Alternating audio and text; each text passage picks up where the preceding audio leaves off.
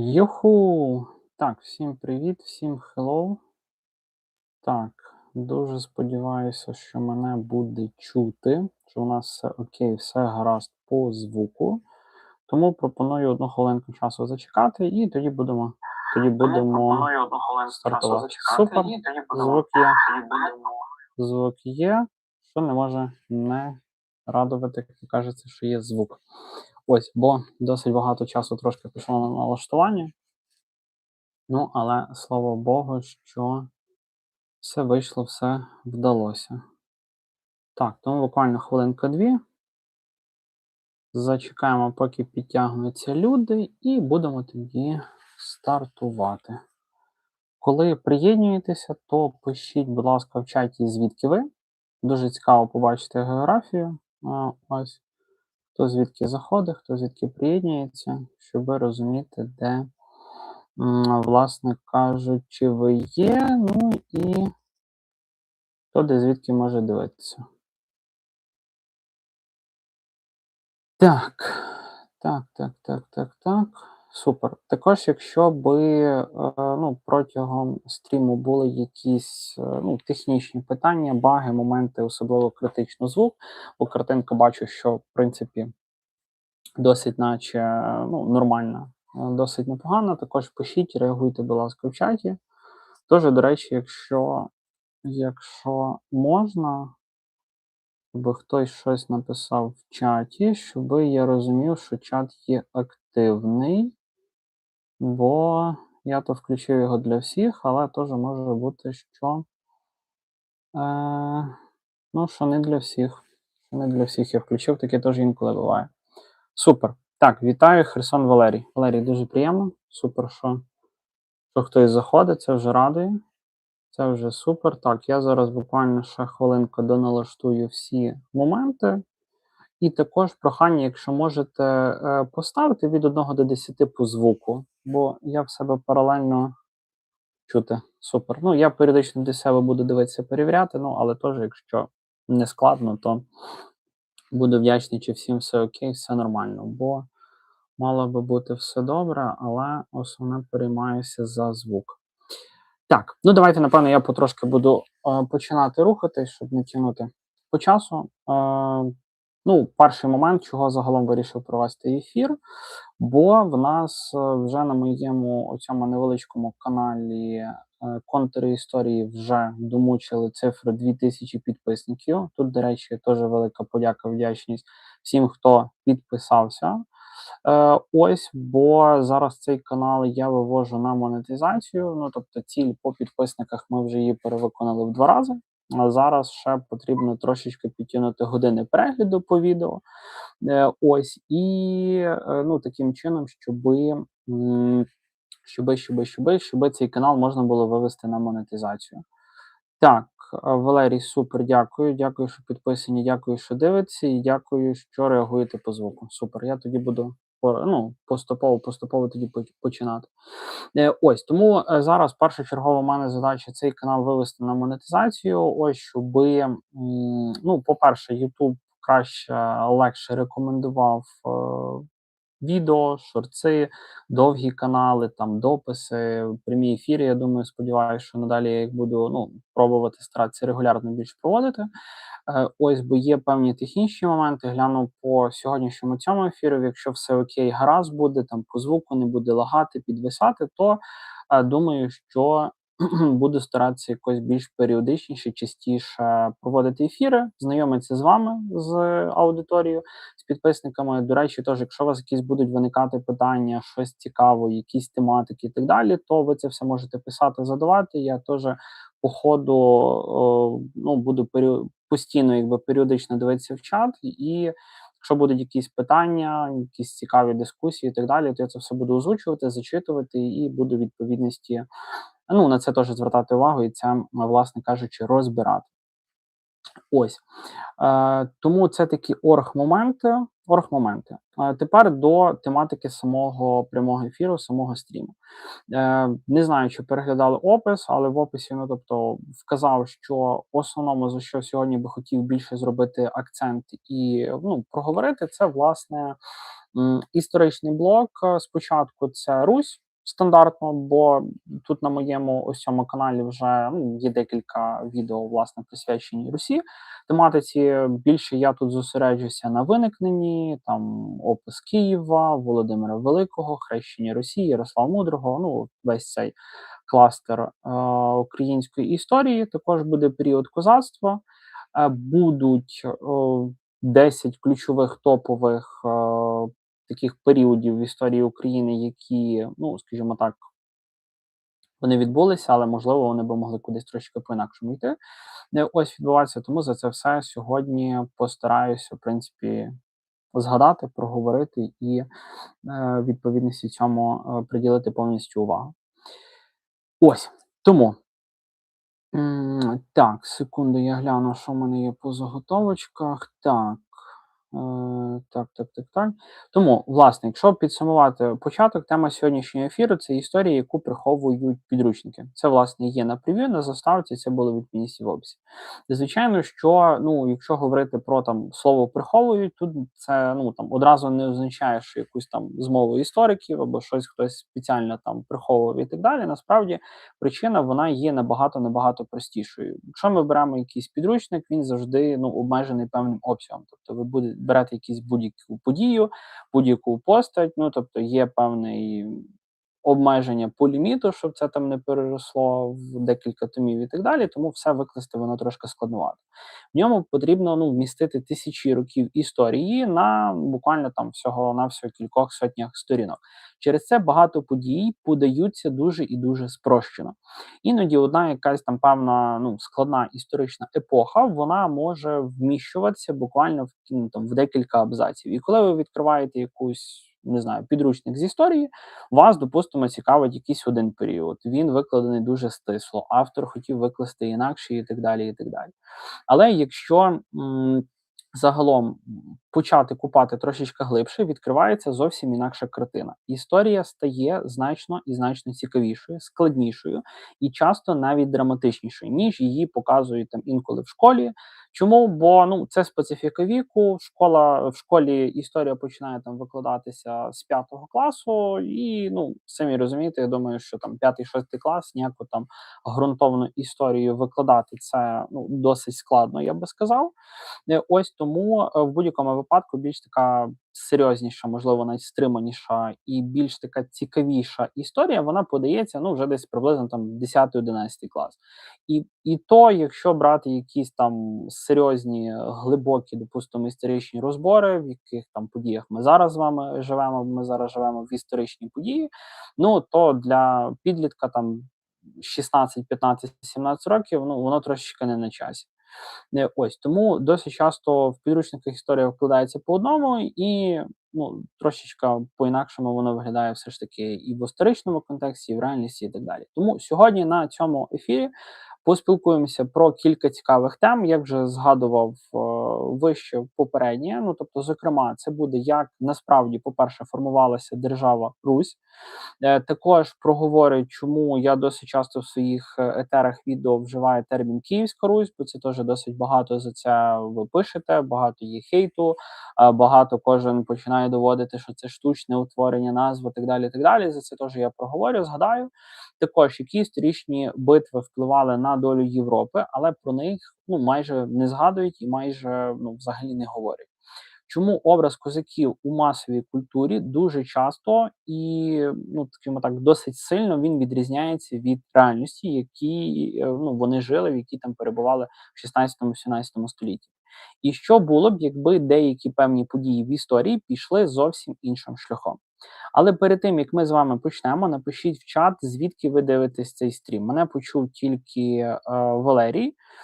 Ось бачу, що в нас 7 людей дивляться ефір. Велике прохання, решта 6-5, якщо не складно, найдіть чат, поділіться, звідки ви. Тобто тут суто для того, щоб розуміти географію. Також, якщо ви вперше потрапили на мій канал «Контури історії», підпишіться на нього, поставте лайк, вподобайку цьому прямому ефіру, бо YouTube таким чином краще буде просувати. Ось. Також, якщо, власне кажучи, готові, то ми з вами рухаємося далі. Почнемо ми з однієї з найбільш обговорюваних тем у східноєвропейській історії. Це, власне кажучи, походження такої давньої держави, як Русь. Коли більшість людей згадує Русь, вони уявляють собі могутню середньовічну державу зі столицею в Києві. Не знаю, можливо, це за рахунок того, що я українець, за рахунок того, що я, можливо, там народився, проживаю в Україні. Ну але для мене Русь це автоматично, воно дорівнює Київ, Україна. Ну тобто для мене це якби. Аксіома це якісь і так завідомо зрозумілі речі. Але дуже багато людей, вони, не то, що піддаються пропаганді, але хтось цікавиться історією, хтось не цікавиться. І, все ж таки різні думки, де інколи, Русь відносять до наших сусідів, які нам випало долею бути, і так далі. Тому, власне, за це зараз будемо детальніше спілкуватися, чому саме Русь виникла на теренах сучасної України, і чому, власне кажучи, Русь, тобто це є давня держава, власне, України. Якщо подивитися на 9 століття, коли ця держава тільки почала формуватися, картина була зовсім іншою. Територія сучасної України, Білорусі та частини Росії, якої саме частини це західної, ось була заселена різними слов'янськими племенами. Зокрема, серед них були, їх там було не настільки багато, але деякі згадаються. Там були найбільш відомі поляни, древляни, сіверяни, уличі, тиверці. Знову ж таки, з підручників історії найбільш часто, які знаються там древляни, бо помста розправа Ольги за рахунок того, що вони вбили князя Ігоря і так далі. Це такі найбільш якби розповсюджені. Кожне з цих племен мало своїх певних вождів. По факту Русь і сам Київ позавойовував всі ці племена, і на їх базі почало утворюватися, формуватися Русь, як цілісна держава. Вони мали своїх певних вождів, певні свої традиції, і часто вони могли воювати між собою. Тобто, як це стандартно є, особливо там відмотаємо на 1000 років назад. Тобто є якісь певне поселення, уличі, допустимо, з ними межують тиверці. Наприклад, там території тиверців є якісь певні ресурси, не знаю, можливо, вони там розташовані на березі якоїсь річки, допустимо, там Дніпра, можливо, там біля них є рядом ліс, якісь, допустимо, якісь є природні ресурси, або якісь угіддя мисливські, де можна полювати, і так далі, і так далі. І уличі мають вже якийсь певний мотив, вони можуть там нападати на тиверці і так далі. Тобто, таким чином воно завжди з самих початку існування людства воно відбувалось. По сьогоднішній день ми бачимо сучасні реалії, там з Іраном події, з Ізраїлем, США і так далі. Суть вона майже в принципі не змінилась, тільки не брала зовсім інакшого, більш сучасного масштабу. Це не була якась одна єдина держава. Швидше, це був великий регіон, де існувало багато окремих політичних центрів. І саме в цей момент у джерелах з'являється загадкова група людей – варяги. Варяги були скандинавськими воїнами і торговцями, яких у Західній Європі називали вікінгами. Їх ареал мешкання, де вони проживали, їхні такі, так би мовити, етнічні землі – це сучасна північ Європи.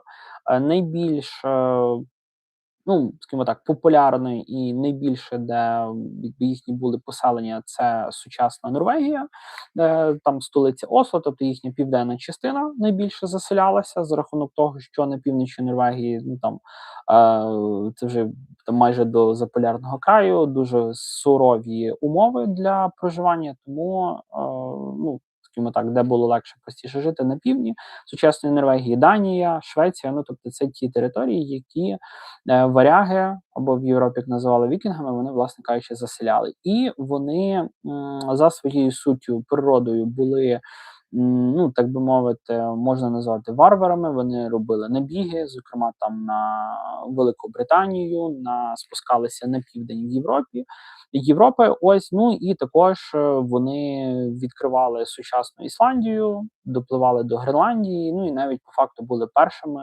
мореплавцями, хто доплили до Північної Америки, сучасної Канади, Канади, США, тобто цих відповідності земель, і вони найперші їх відкрили ще до до всієї епохи ну, глобальних цих подорожей, відкриттів Америки, і що латинської, що відмінність північної. Тобто ще до Колумба, до Васко да Гами, ну тобто перші вікінги, вони, якщо не помиляю зараз по року, в районі 1100 року, ну тобто десь перші там відповідності вікінги, вони доплили до Північної Америки. Ну, це так, ліричний відступ, як то кажеться.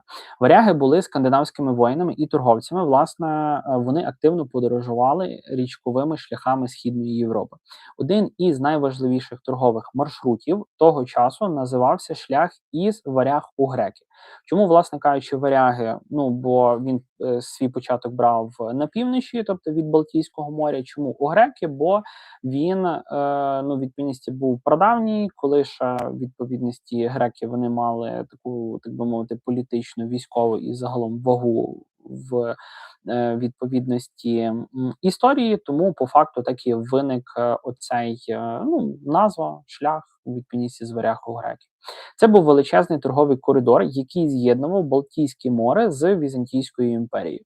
І саме на цьому шляху знаходився Київ. Київ знаходився по факту посередині, тобто цей шлях він йшов через Дніпро, через всі пороги Дніпра, і ну, в цьому, напевно, була і одна із складнощів, що якщо брати ті часи, Дніпро, воно не було, як зараз, там побудовані водосховища, більше для якогось судноплавства і так далі. Ну, в ті часи, коли відповідно цей шлях був популярний, було дуже досить складно, власне, на там, ну, на якихось суднах, човниках, так би мовити, менших, бо великий корабль це вже там для океану, для моря, для річки це набагато менше, було досить складно пересуватися. Тому відповідності за рахунок розташування Києва він здійснював контроль як над північчю цього шляху, так і відповідності на південь. Тобто, по факту, якщо Київ хотів би, не знаю, призупинити цю торгівлю, він там хотів збирати якусь данину за те, що просто якісь торговці Київ не заважає їм торгувати і так далі. Ну тобто, це мало дуже велике географічне хороше розташування для Києва. Ну і власне кажучи, для торгівлі, також для економіки Києва. Це місто мало дуже вигідне географічне положення. Контроль над Києвом означав контроль над торгівлею між всією північчю і всім півднем. Ну тобто, це закономірно, навіть якщо брати зараз в сучасних реаліях торгівлі, якщо ви, допустимо, не знаю, захочете кудись пішки, ну, допустимо, там добратися, чи зараз там на ровері, ну тобто це забере там образно вас, не знаю, давайте візьмемо там, я у Львові мешкаю, проживаю зі Львова до Києва, це там 550 кілометрів. Якщо би я хотів йти пішки, ну це би дуже багато, напевно, часу забралося, там, допустимо, би, не знаю, тиждень, 1,5 тижні часу. На ровері це би було там днів 5, можливо, 6, ну, плюс-мінус я беру машиною, це там забирає декілька годин часу, там образно візьмемо 10-12, якщо з якимись зупинками, дозаправками і так далі. Якщо це, допустимо, авіасполучення, це логічно найшвидше, це там порядка там, 30 десь до 40 хвилин часу, мабуть, займає. Якщо це там по морю, якщо б було сполучення, ну тобто це би було ще швидше. Тому закономірно, що з давніх часів морська торгівля вона була найпростішим засобом для пересування і, власне кажучи, для торгівлі. Тому Дніпро і було таке популярне, і тому, власне кажучи, через Дніпро вся ця торгівля і відповідності здійснювалася і відбувалася. Ось, згідно з повістю временних літ, написаною Нестором Літописцем, одним із перших ну, правителів, який об'єднав ці терени, ці території, був князь Олег. Є в мене окреме відео про Олега Віщого на каналі. Також, кому цікаво більше за нього, бо я зараз так ну, поверхнево пройдуся. Ось ви собі можете переглянути даний етер. Там більш детальніше відповідності я по цьому пройшовся. Чому перші згадки найбільш такі, ну скажімо так, підтверджені є власне за Олега? Як це відбувається в істориків? Ну, закономірно, що, от, наприклад, є якийсь літопис, повість временних літ. суто опиратися на те, що викладено в ній, ну, комусь можна, ну, якщо так брати, скажімо так, серйозний робити аналіз, ну, важко, бо повість «Ременних літ» вона написана набагато пізніше, після періоду князювання Олега. Ось тому опиратися суто на те, що викладено Нестором в повісті «Временних літ», ну, трошки складновато. Історики яким чином робляться? Ну, тобто є повість «Ременних літ», вони починають шукати паралельні якісь джерела, допустимо, там в цей період Візантійська імперія, можливо, якісь там північні народи, Скандинавії, якісь були там згадки, ну, вони щось записували і так далі за оцей період, щоб підтвердити, що справді князь Ігор, він був, жив, правив, і, ну, не суто він якась вигадка, якась байка, і він не є якийсь напівміфічний персонаж. Бо, наприклад, коли ще я навчався в школі, ну тобто Рюрик і взагалі вся якби ця династія Рюриковичів, ну тобто походила від Рюрика. Станом на зараз історики знову ж таки дискутують. Він же більше такий напівлегендарний князь. Він і вся оця династія похідна Рюриковичів. Ну тобто вона вже така, можна сказати, сама назва Рюриковичів, вона вже більш така міфічна, і як вони себе насправді називали, чи вони були Рюриковичами, чи вони були якимись інакшими, і так далі.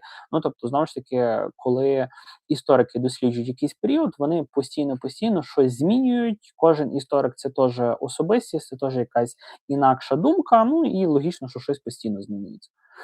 Ось, якщо ви тільки приєдналися до прямого ефіру, пишіть в коментарях або в чаті, звідки ви.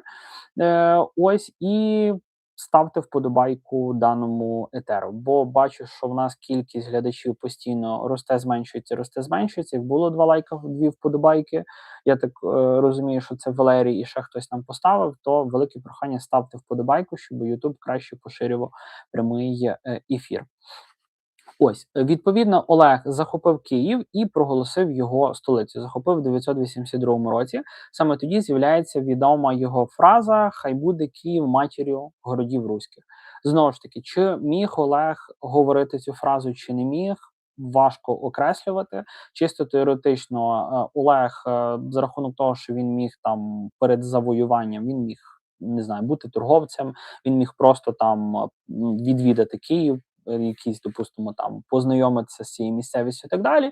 І за рахунок того, що торговці вони досить часто знали різні мови, в даному випадку, наприклад, руську, там візантійську, ну допустимо, ще якихось там етносів, народів мову, вони між собою могли комунікувати, тому закономірно, що Олег міг вивчити цю мову і там буквально ну там не якось на якомусь рівні володіти, що він міг справді сказати цю фразу. Це могло бути просто домисел, вигадка, красива історія, написана Нестором вже власне в повісті «Временних літ». Такий варіант він теж цілком є ну закономірний, тому на 100% як це було, якби ми мали можливість подорожувати в часі в цей ну період в минуле вернутися, то можливо би хтось на 100% сказав. Але справжній розквіт держави почався трошки пізніше.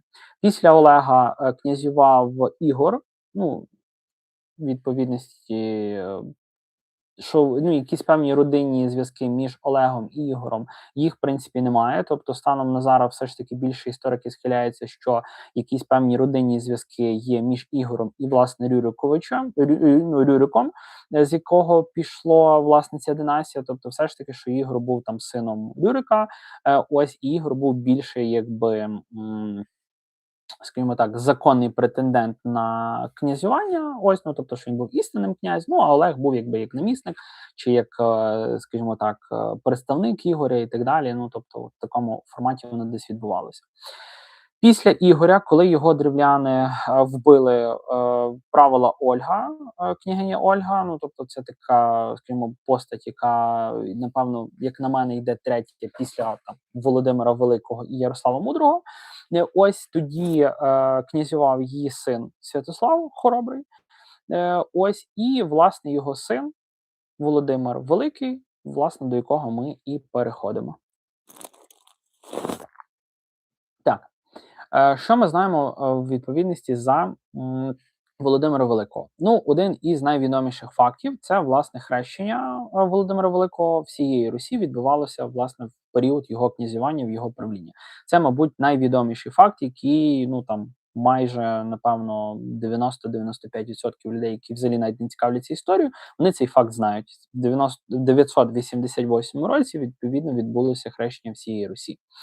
Що стосується Володимира Великого, народився він близько 956 року. Знову ж таки, точних там дня, місяця, так далі немає. Ну, приблизно 956 рік це було відмінність його народження. Помер він 15 липня 1015 року.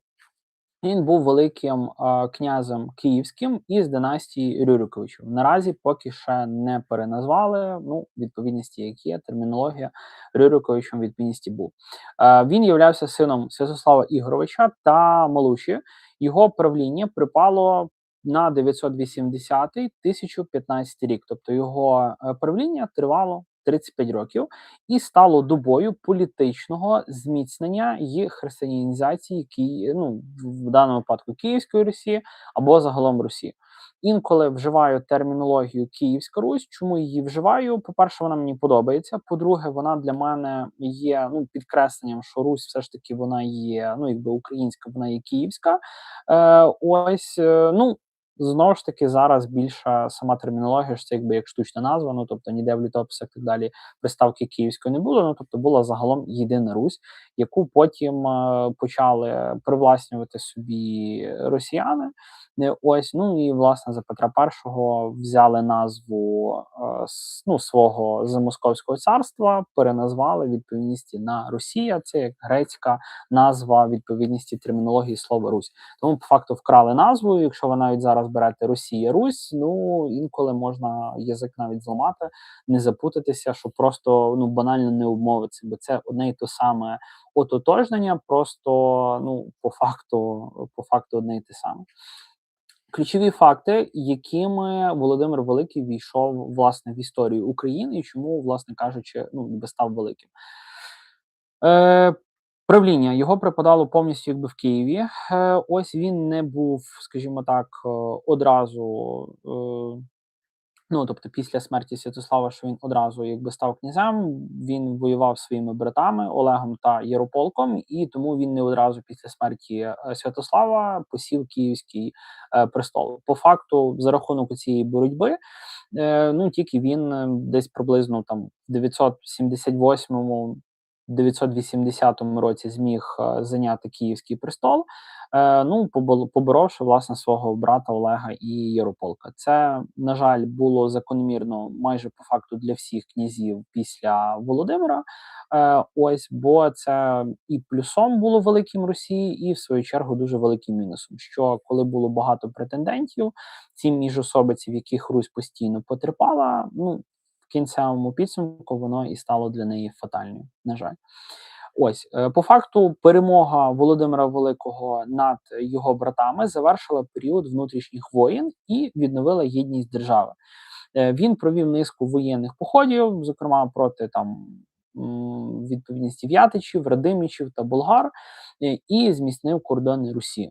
Також за нього дуже великий період розбудови Києва, самої Русі відбувався. Тобто теж досить багато хто знає, що за нього відповідності була збудована і закладена Десятинна церква. За нього більше як закладена. За нього будувалася і існувала. І, власне кажучи, 988 рік Володимир хрестив Русь. Володимир був не єдиний і якби не перший по факту правитель, хто був християнином на Русі. Перша це була відповідність княгиня Ольга, але їй тоді за рахунок різних причин не вдалося повністю якби християнізувати всю Русь. Так, бачу, що у нас все більше і більше людей доєднується. Велике прохання в чаті.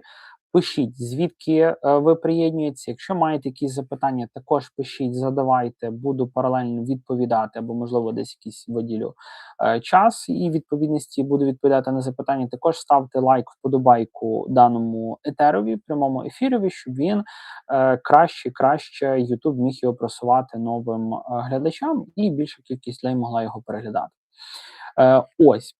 Це такі ключові моменти, які по факту відзначився Володимир Великий. Чому, ну, на мою думку, чому війшов з такою приставкою як Великий? Бо по факту, напевно, найбільше за рахунок хрещення Росії. За рахунок того, що такі приставки, там як Ярослав Мудрий, Великий, це вже робили далі християни, християнська відповідність і церква. То по факту я думаю, що за рахунок хрещення Русі. Звичайно, що воно не проходило там без жертв, без всіх, хто були не згодні, то їх, звичайно, що могли там і страчувати і так далі. Ну, але це вже, як кажеться, історія. Якби не християнізація Русі, цілком закономірно, що ну, він міг прийняти як головну ключову релігію для Росії. Це могло бути мусульманство, це могло бути навіть там буддизм, різні, в принципі, тоді віросповідання він обирав. Для чого взагалі це робилося? Ну, найбільш закономірно, не за рахунок того, що він став якимось ярим християном. Ну, це мало, як правило, в більшості випадків, коли такі процеси відбувалися, вони мало політичні і якісь певні економічні передумови. Політичні були які? До того Русь була язичницька, ну тобто вірування були, головний там Бог це був Перун, ну і багато різних були, які пов'язані були з, скажімо так, матінкою природою, ну тобто з там урожайністю, з родючістю, ну як це стандартно воно було. Ось в періоди язичництва, і для, скажімо так, консолідації Русі, бо Русь все ж таки вона була дуже сильно розрізнена різними етносами, завоюванням різних племен, і для того, щоб максимально консолідувалася Русь, об'єдналася, відповідність був дуже гарний, скажімо так, для цього передумова. Це власне певна якась релігія. Ось також для посилення князівської влади, ну і загалом, щоб Русь могла масштабуватися, розвиватися, і вона могла максимально гармонійно зайняти своє місце в Європі. Ну і зокрема в Східній Європі вона могла частково конкурувати і мати дуже хороші гарні відносини з Візантійською імперією. Візантійська імперія на той час була, ну так би мовити, для Східної Європи центром світу. Від неї дуже багато що залежало, тому по факту таким чином воно і, ну, на мою думку, десь приблизно по факту відбувалося. Після Володимира Великого Київський престол посів його син Ярослав, який увійшов в історію як мудрий. Ну, Ярослав також по факту боровся за Київський престол з своїми братами. Ось і посів, власне кажучи, престол він зміг тільки в 1019 році. Тобто Володимир Великий помер в 1015 році, аж тільки через 4 роки Русь отримала єдиного правителя. Ну тобто, всі ці 4 роки відбувалася боротьба між синами Володимира Великого. І, ну, звичайно, що це впливало ну, на все загалом на Русі, бо постійні міжособиці вони ну, ні до чого хорошого якби не проводили. З 1019 року по 1054 рік, це власне роки правління Ярослава Мудрого. Ця доба вона війшла в історію як золотим віком Русі, бо Русь по факту досягла своєї могутності найбільшого піку. Після цього вже поступово Русь йшла до свого природного ну занепаду в плані якби свого розвитку. На жаль, це закономірно для будь-якої. Ну, назву так, давайте імперії, все ж таки, бо Русь мала дуже багато ознак імперії. Ось, хоча по факту такої термінології немає десь більше. Ну, але все ж таки на піку своєї могутності Русь все ж таки можна класифікувати як тогочасну імперію, яка цілком могла тягатися з Візантійською імперією і відповідності ну, своїми тогочасними сучасниками. Ось саме за правління Володимира Великого та Ярослава Мудрого Русь стала однією з найбільших держав Європи. Але про це ми проговоримо трошечки далі. Так, хто нові люди заходять, приєднуються, підписуйтесь на канал, якщо ви ще не підписані, і ставте велике прохання вподобайку даному прямому ефіру. Ось, велике прохання ставте вподобайку, щоб більша кількість людей могла цей ефір побачити. Наступне, що би я хотів проговорити, це власне період розквіту Русі. Якщо повернутися до історії Русі, то справжній переломний момент настав власне наприкінці X століття на історичну сцену, коли появився власне Володимир Великий. Володимир Великий прийшов до влади після дуже жорсткої боротьби за престол. Це ще одна річ, про яку підручники зазвичай говорять дуже і дуже обережно. Середньовічна політика була надзвичайно жорстокою, тобто постійно не було такого, так би мовити, мирного переходу влади від там батька до сина. Ну тобто, це завжди були якісь міжособиці, завжди було декілька претендентів на владу. Ну і кожен хотів, як кажеться, дорватися до влади. Боротьба між князями часто завершилася не просто поразкою, а фізичним усуненням суперників. Володимир зміг об'єднати значну частину території Росії під своєю владою. Ось. І, власне кажучи, найбільша його заслуга це власне хрещення Русі. Ця подія стала однією з найважливіших в історії всієї східної Європи. Чому вона стала найважливішою? Тому що прийняття християнства означало не просто зміну релігії, це означало входження до великої цивілізаційної системи, центром якої була Візантійська імперія тогочасна. За рахунок того, що Візантійська імперія вона була, так би мовити, православною, ну і відповідності ми також всі обряди повноцінно ми перебрали, перейняли, перетягнули з Візантійської імперії, і по сьогоднішній час, тобто ми по факту якби до Константинополя належимо по віросповіданнях і повноцінно. Візантія у той час була однією з найрозвиненіших держав світу. Константинополь був величезним містом, яке вражало сучасників своєю архітектурою, багатством і своєю власне культурою. Коли Русь приймала християнство у візантійській традиції, вона фактично відкрила свої двері для цієї цивілізації. Тобто Візантійська імперія, вона мала максимум зацікавленості в співпраці власне з Руссю, бо дуже велика держава, тобто вона була наближена релігією, віросповіданням з власне Візантією. З Візантії приходять на Русь писемність, архітектурні традиції, літописання, церковна культура і дипломатичні зв'язки. Саме в цей період починають активно будуватися кам'яні храми. Один із символів цієї епохи стає Софіївський собор у Києві.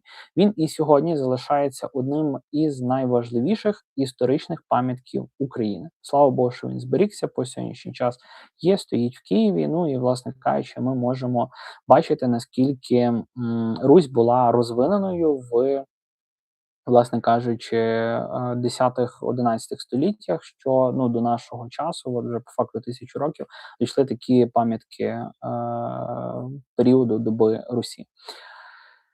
За Ярослава Мудрого в першій половині 11 століття, який, власне, почав своє правління, за нього Київ став одним із найбільших міст тогочасної Європи. За деякими оцінками, населення Києва могло досягати близько 40-50 тисяч людей.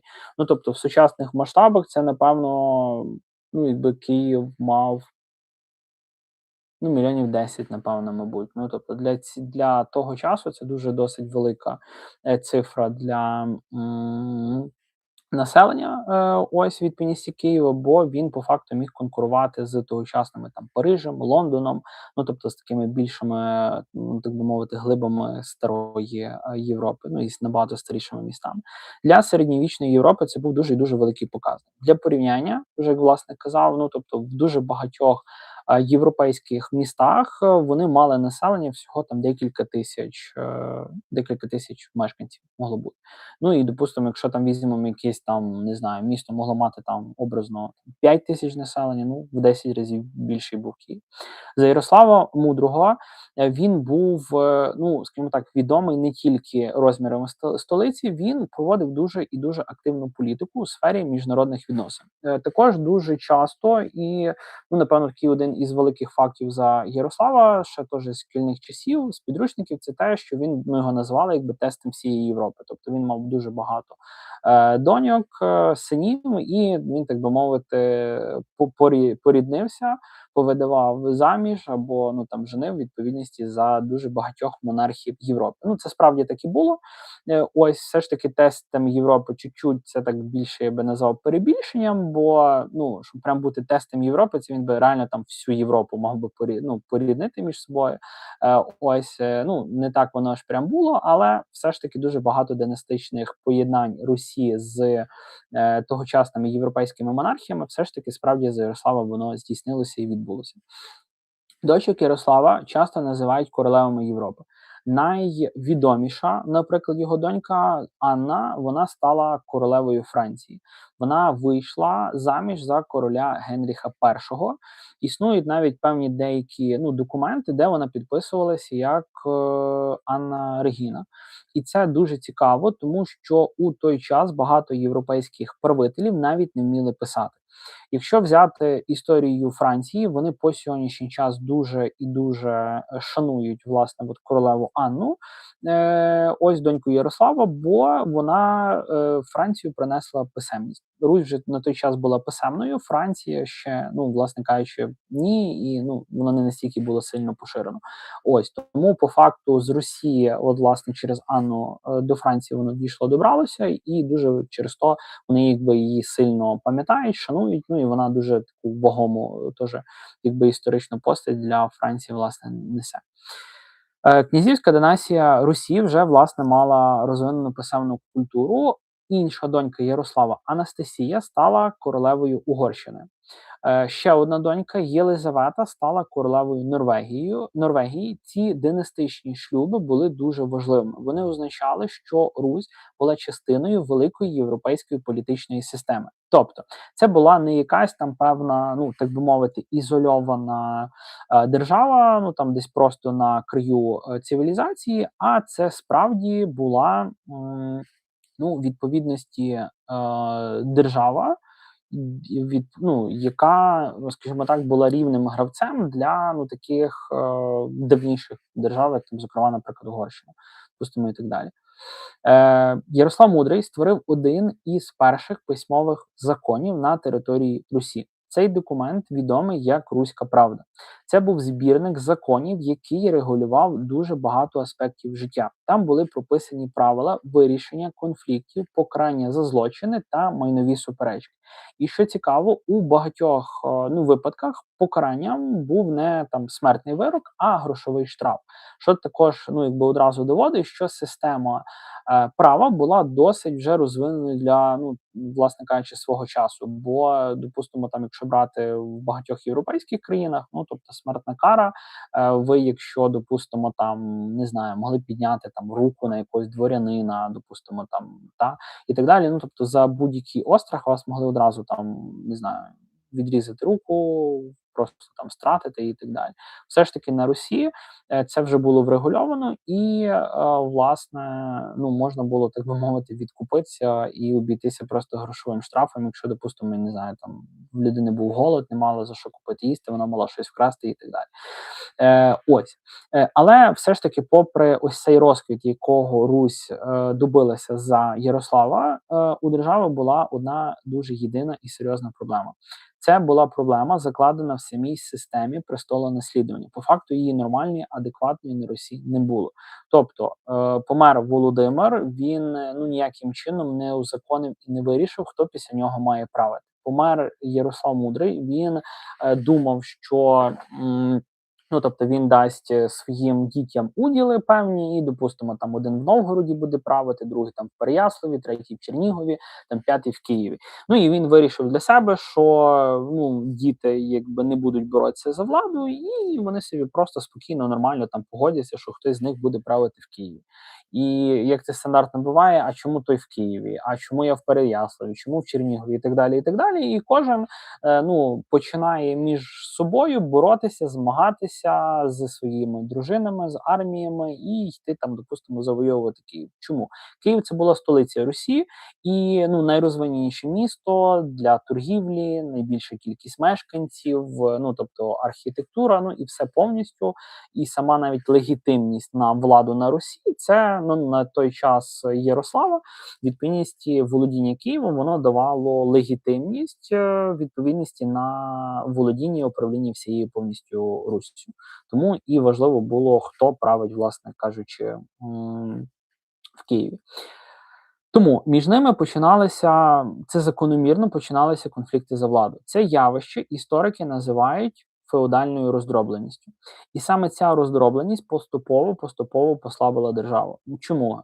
До якогось певного моменту між собою всі воювали за Київ, потім зрозуміли, що Київ все ж таки вже не несе такого якогось великого значення для того, щоб йти за нього вмирати. Чому було дуже багато князів? Вони могли там помирати біля стін образно Києва та в боротьбі за нього. І по факту не князювати, не жити, не правити в тому Києві. Тому кожен удільний князь, він починає розглядати, допустимо, є, наприклад, князь в Переяславі, він з Переяслава, всього цього невеличкого князівства, робить, скажімо так, його кращим, крутішим за Київ, щоб вже не потрібно було йти завойовувати Київ. І так відповідності відбувається з кожною удільною землею Росії, і тому вона починає дробитися на дрібніші князівства. Тому, власне кажучи, у 12 столітті Русь вже не була єдиною централізованою державою. Це була швидше система князівств, які іноді співпрацювали, а іноді воювали між собою. І саме в цей момент на історичному горизонті з'являється нова величезна сила. Сила, яка змінить історію всього регіону, і ця сила – це була Монгольська імперія. Всі знаєте, що, власне кажучи, такого, можна сказати, останній цвях в домовину Русі, на жаль, це, власне, напад монголів і прихід, велике завоювання Чингісхана, і вже коли, власне, Батий після нього, дійшов до, власне кажучи, Русі. Але перед тим, як ми перейдемо до, власне кажучи, цієї підтеми, напишіть у чат, чи цікава вам історія Русі. І якщо ви щойно приєдналися до стріму, ви дивитесь канал «Контури історії», де ми говоримо про складні і цікаві моменти світової, і, зокрема, найбільший фокус я відвожу для історії України. В наступній частині ми розберемо одну з найстрашніших військових машин середньовіччя, імперію, яка за буквально декілька десятиліть змогла завоювати половину відомого на той час світу, і про людину, яка стояла на її чолі, про Чингісхана. Ось. Тож, напевно, одна із таких найвідоміших постатей, якщо ми беремо завойовників, по сьогоднішній день, по сьогоднішній час різні фільми, якщо ви ведете в пошуку, тобто Чингісхан. Перший, напевно, такий відомий за нього факт, що його, насправді звали не Чингісхан. Ось. Відповідності, це ім'я, він отримав, коли по факту він став ханом. Ось, якщо брати це ім'я, яке йому дали батьки з народження, це, власне кажучи, Темуджин. Отже, на початку 13 століття світова історія входить у нову і дуже драматичну епоху. На величезних просторах Центральної Азії формується сила, яка буквально за кілька десятиліть змінить карту всієї Євразії. Це Монгольська імперія. І в центрі цієї історії стоїть одна з найвідоміших постатей світової, власне, історії – це Чингісхан. Його справжнє ім'я Темуджин, як я вже тільки що не проговорив, народився він приблизно в 1160-х роках у монгольських степах. І його дитинство було далеко не таким вже і легким, як це закономірно могло бути в кочовому народі, що, власне кажучи, це такі самі умови, в яких, власне, кочові племена, народи, вони росли і, власне кажучи, виживали. Їх, після смерті батька, його сім'я фактично опинилася на межі виживання. Їх покинули всі союзники, і вони змушені були виживати самостійно. Саме в цих жорстких умовах формувався характер майбутнього завойовника. Темуджин поступово почав об'єднувати різні монгольські племена. Це було надзвичайно складне завдання. Чому? Бо так, Сергій, історія Русі завжди цікава. Ну, так, тут важко не погодитися, що справді історія Русі, вона завжди цікава, бо, знаєте, це як теж є така приказка, що чим далі в ліс, тим більше дров. От з історією воно так завжди. Чим більше ви в чомусь дивитеся, розбираєтеся, тим питань завжди більше, чим якихось певних відповідей. Ось тому прохання. Всі, хто доєднується, поставте вподобайку даному стріму. Якщо маєте якісь питання, можете задавати, писати в коментарі, можете написати, звідки ви. Ось, і наперед всім дякую за поставлену вподобайку, бо це реально важливо для просування прямого ефіру. Ось. Тому Темуджин почав поступово об'єднувати різні монгольські племена, і степові племена часто дуже ворогували між собою. Аналогічно, як це було колись там на теренах Русі і так далі. Тобто, якісь певні конфлікти вони завжди знаходяться. Інколи це скажімо так, здавалось би, що це дуже би мало бути смішно, бо це якийсь дріб'язок, але інколи війни починалися за чиюсь посмішку, за хтось щось не то так сказав, відповів і так далі. Тобто війни, якісь напади, вони дуже по-різному здійснювалися.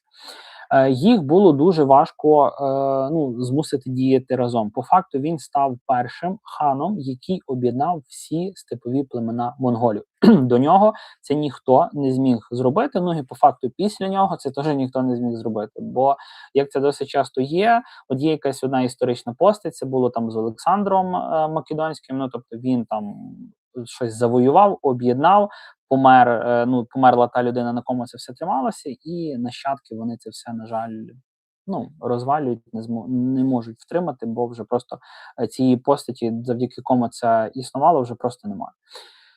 Але Темуджин проявив надзвичайні політичні і військові здібності. У 1206 році його проголосили великим ханом, тобто верховним правителем всіх монголів. Саме тоді він отримав ім'я, під яким увійшов у світову історію, власне, Чингісхан. Але головне, що він створив, це був не якийсь просто скажімо так, союз племен, племінний союз. Він створив одну з найефективніших армій у всій світовій історії. Армія монголів мала кілька унікальних певних особливостей, за рахунок яких вони змогли завоювати весь Китай тогочасний, і, власне кажучи, за рахунок того, що вони вже змогли завоювати всю Середню Азію і, власне, Китай, вони через то вирішили вже після цього рухатись на захід, власне, в сторону Європи. Бо також, як це закономірно, європейські якісь мандрівники туди, в Індію, в Китай, вони все рівно рухались і так далі, розповідали про Європу, про багатства, срібло, золото, всі розкоші, замки, все і так далі. Тому закономірно для кочівників, для варварських, більше таких, можна сказати, народів племен, що вони в відмінності йшли заради, власне, завоювань загарбу. Ось. Тому в чому, власне кажучи, така була особливість армії монголів? По-перше, вона була надзвичайно мобільною. В них всі були, власне, вершниками, всадниками тобто в них не було майже ніякої піхоти і так далі. В них була дуже сильно мобільна армія, вони дуже швидко могли пересуватися невеликими загонами, так і, власне, всією армією. Кожен воїн мав кілька коней. Тобто це також дозволяло, що ви спочатку і скачете на одному, цей втомився, на другий, третій, тобто це забезпечує дуже велику мобільність. І також, якщо кінь міг в бою чи в якихось умовах гинути, у вас є завжди запасний, тобто ви завжди можете бути мобільні. Це означало, що армія могла рухатися дуже і дуже швидко. Монгольські війська могли проходити десятки кілометрів за один день. Для середньовічних армій це була просто фантастична швидкість. До речі, тут за мобільність, теж, що зразу мені пригадалося, дуже великий цей вагомий козир далі використовував і реорганізував французьку армію Наполеон. Також, власне кажучи, він був випередженням свого часу, теж військовий геній. ось який реорганізував після французької революції тогочасного уряду управління, армію повністю і так далі. І відповідності вся їхня армія Наполеона була поділена на корпуса, дивізії, і вони могли максимально швидко мобільно пересуватися і набагато швидше за тогочасних його противників. Ну, це так, просто згадка. Ось тому, щоб просто для розуміння, наскільки це мобільність армії, вона є важлива для для того, щоб здобувати якісь військові воєнні перемоги на, власне кажучи, своїми противниками. По-друге, монголи були майстрами стрільби з лука, вони могли стріляти на скаку. Тоже, якщо так от зараз в сучасних реаліях подумати, ще коли ви зупинилися на своєму коні, тобто прицілились, вистрілили, це одна історія. А коли кінь біжить, тобто на скаку при великому русі, монголи були дуже вправними лучниками, що також, власне кажучи, їм допомагало і було певною перевагою над їхніми ворогами. Монгольський складний лук був дуже потужною зброєю. Він мав більшу дальність, ніж більшість луків того часу. Тобто це також була, власне, перевагою монгольського лучника.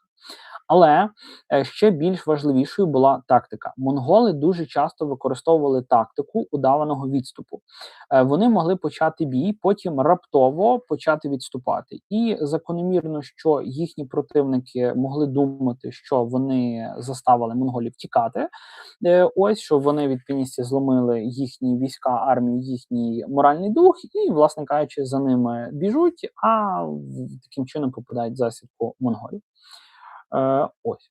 Тому це було, скажімо так, дуже і дуже таке закономірне і мало, на жаль, для нас, чому для нас зараз за це теж проговорюємо, мало дуже такий пагубний наслідок для, власне, Русі.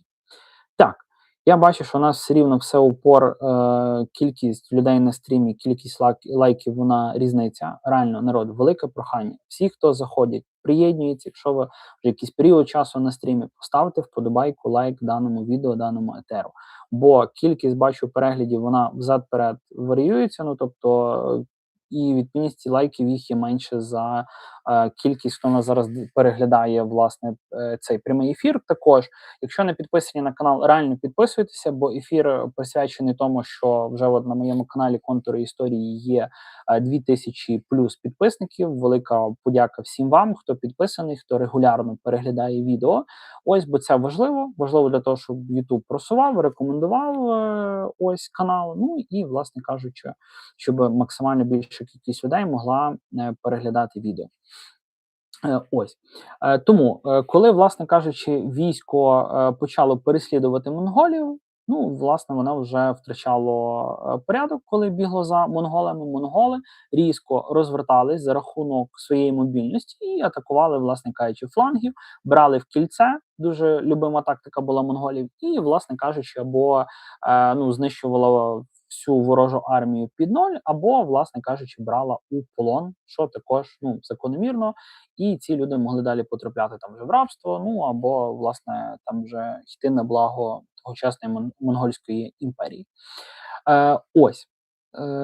Так, і закономірно, що така тактика, вона завжди призводила до катастрофи противника, і монголи постійно вигравали всі битви, всі війни, які, власне кажучи, вони проводили. Саме завдяки таким методам монгольська армія почала дуже швидко розширювати свою імперію. Вони підкорили величезні території Центральної Азії, потім настала черга великих держав. Була завойована держава Хорезм. Потім монгольські війська рушили на захід, і саме тоді вони вперше зіткнулися з військами руських князів. Це сталося у 1223 році, теж дуже відома подія і битва. Саме тоді відбулася знаменита битва на річці Калці. Це, мабуть, напевно, один із останніх таких більш великих прикладів битв, де об'єдналися всі руські князі. Там, зокрема, також брав участь Данило Галицький, ось, який по факту потім, за рахунок того, що він об'єднав, відновив і почав правити в Галицько-Волинському князівству, яке по факту було правонаступницею Русі. Ось, бо ну після цього вже по факту Русь вона не відновилася, не об'єдналася як єдина унітарна держава, і своєї могутності, на жаль, вже колишньої вона не набрала. Тому по факту, якби правонаступницею це власне Галицько-Волинське князівство Данила Романовича. Ну тобто він став першим королем Русі. Ось також його нащадки, бо він був не єдиним королем Русі. Ось, ну але, власне кажучи, в нашій історії, ну тобто, теж досить такий цікавий період, що, власне кажучи, були також королі. Тому битва на річці Калці. Руські князі разом із половцями вирішили дати бій монгольській армії. Але проблема була в тому, що руські війська діяли неузгоджено. Знову тут проявила себе оця роздробленість, де вони під час цієї битви вони змагалися за те, хто є головніший, хто має командувати об'єднаною якби руською армією. Тобто той хотів правити, той командувати, той і так далі. В результаті вони ні до чого не домовилися, і закономірно, що битва була програна. Суто за рахунок того, що такий один із найважливіших і найважчих періодів в історії, де власне якусь одну цю битву вони могли виграти. Ну можливо, історія Русі вона би повернулася в зовсім інакшу сторону, і вся історія наша би пішла зовсім по-інакшому. Ось. Ну і якщо брати так, які зразу певні антоніми, то по факту кожен князь мав свою власну дружину і часто приймав рішення самостійно. Це дуже і дуже сильно відрізнялося від дисциплінованої монгольської армії. І у результаті була битва завершена цілковитою катастрофою. Руське військо було абсолютно розгромлене. Після перемоги монголи стратили кількох руських князів дуже жорстоким способом. Їх поклали під дерев'яні настили і зверху влаштували бенкет. Це мало символізувати повне приниження переможених. Але також цікаво те, що після цієї битви монголи не залишилися на цих територіях. Вони повернулися назад у степ, і ще майже 20 років великого вторгнення не було. Але у 1237 році ситуація різко змінюється. На захід вже рушає величезна армія під керівництвом онука Чингісхана, відповідності хана Батия. Ну, тобто, теж він більш відоміший, більш відіграв роль в нашій історії, чим Чингісхан, бо по факту, власне, саме за хана Батия відбулося прихід монголів і спустошення, власне, руських земель. Це було вже не якесь певне розвідувальне вторгнення, це була справжня завойовницька кампанія. Монгольські війська почали поступово підкорювати руські князівства. Одне за одним падали міста. Було зруйновано такі великі міста тогочасної Русі, як Рязань, Володимир, Суздаль. Тобто, по факту, ті терени, які зараз є московські, тобто вони найбільше, перший удар на себе прийняли закономірно. Чому? Бо вони знаходились найближче до тих теренів, з яких, власне, насувалися монголи. Тому закономірно, що вони перші відповідності і постраждали. Так, і, власне, нарешті у 1240 році монгольська армія підійшла до стін Києва. В той час Київ вже не був таким могутнім, як у 11 столітті. Тобто Київ вже потрохи занепадав, і це теж стало одним із факторів, чому, власне кажучи, його спустошили монголи. Політичний центр Русі поступово вже переміщувався в інші регіони. Тобто Київ вже не відігравав такої центральної ролі на Русі, тобто він вже не був, так би мовити, вишенькою на торті, він вже був, є він в когось в володінні добре, немає, тобто не біда, щоб там за нього, власне кажучи, хтось починав там прям воєнні кампанії воювати і так далі, і так далі. Місто ще по факту залишалося важливим символом. Облога Києва була дуже і дуже жорстокою. Монголи використовували облогові машини, які вони, власне кажучи, запозичили у китайських інженерів. Як чуть-чуть раніше проговорював, що монголи, коли вже завоювали Китай досить був розвинений на той час, скажімо так, технологічно винаходами, вже там, порох винайшли в Китаї, китайці перші винайшли. Ну і дуже-дуже багато таких, скажімо так, військових устаткувань засобів, власне, винайшли в Китаї. Монголи це все, перейняли всі ті технології, додали свої власні напрацювання в вигляді дуже дисциплінованої армії, мобільності. Ну і власне це все разом вилилося в те, що Київ був завойований. Місто оборонялося, але сили були нерівні. У грудні 1240 року Київ упав. Це була одна з найтрагічніших подій у середньовічній історії регіону. Місто було сильно зруйноване, і саме після цього починається епоха, яку історики називають монгольською залежністю або золотоординським періодом. Дуже багато руських князівств опинилися під владою Золотої Орди. Золота Орда, тобто це та держава, яка утворилася, власне кажучи, на тих теренах, які змогли завоювати, власне кажучи, монголи. Князі зберігали свою владу, але мусили визнавати верховенство ординських ханів.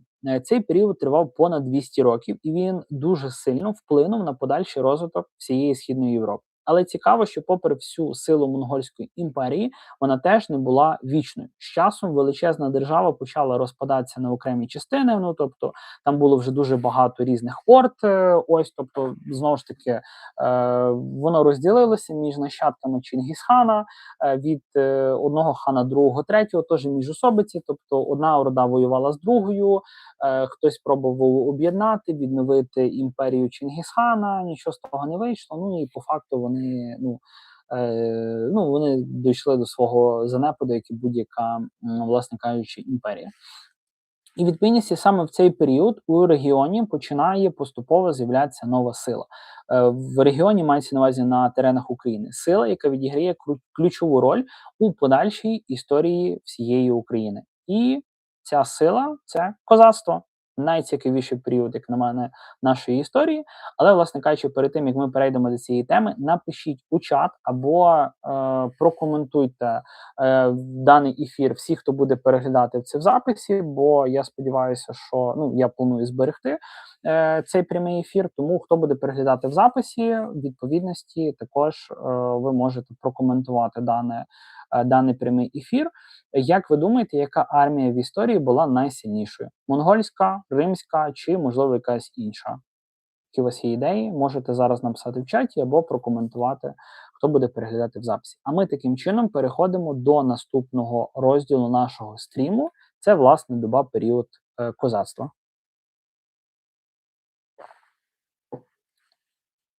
Так, хто вперше потрапляє на мій канал, підписуйтеся, ставте вподобайки, лайки ефіру, щоб більшій кількості людей воно могло його, власне кажучи, рекомендувати і, тобто, просувати більшій кількості людей. Бо зараз, бачу, лайків менше, кількість глядачів, хто дивиться ефір, більше.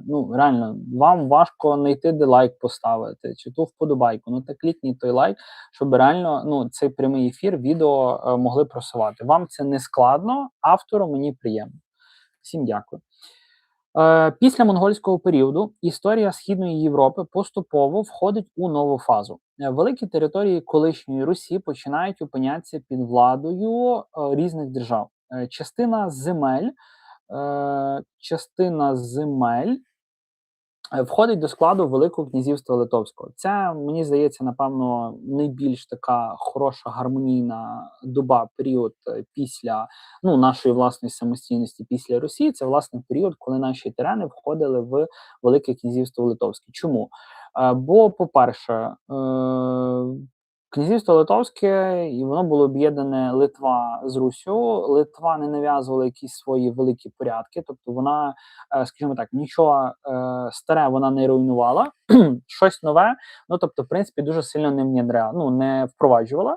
І відповідності наші терени, руські землі, власне, в складі Великого князівства Литовського, вони мали дуже хороший і гарний розвиток.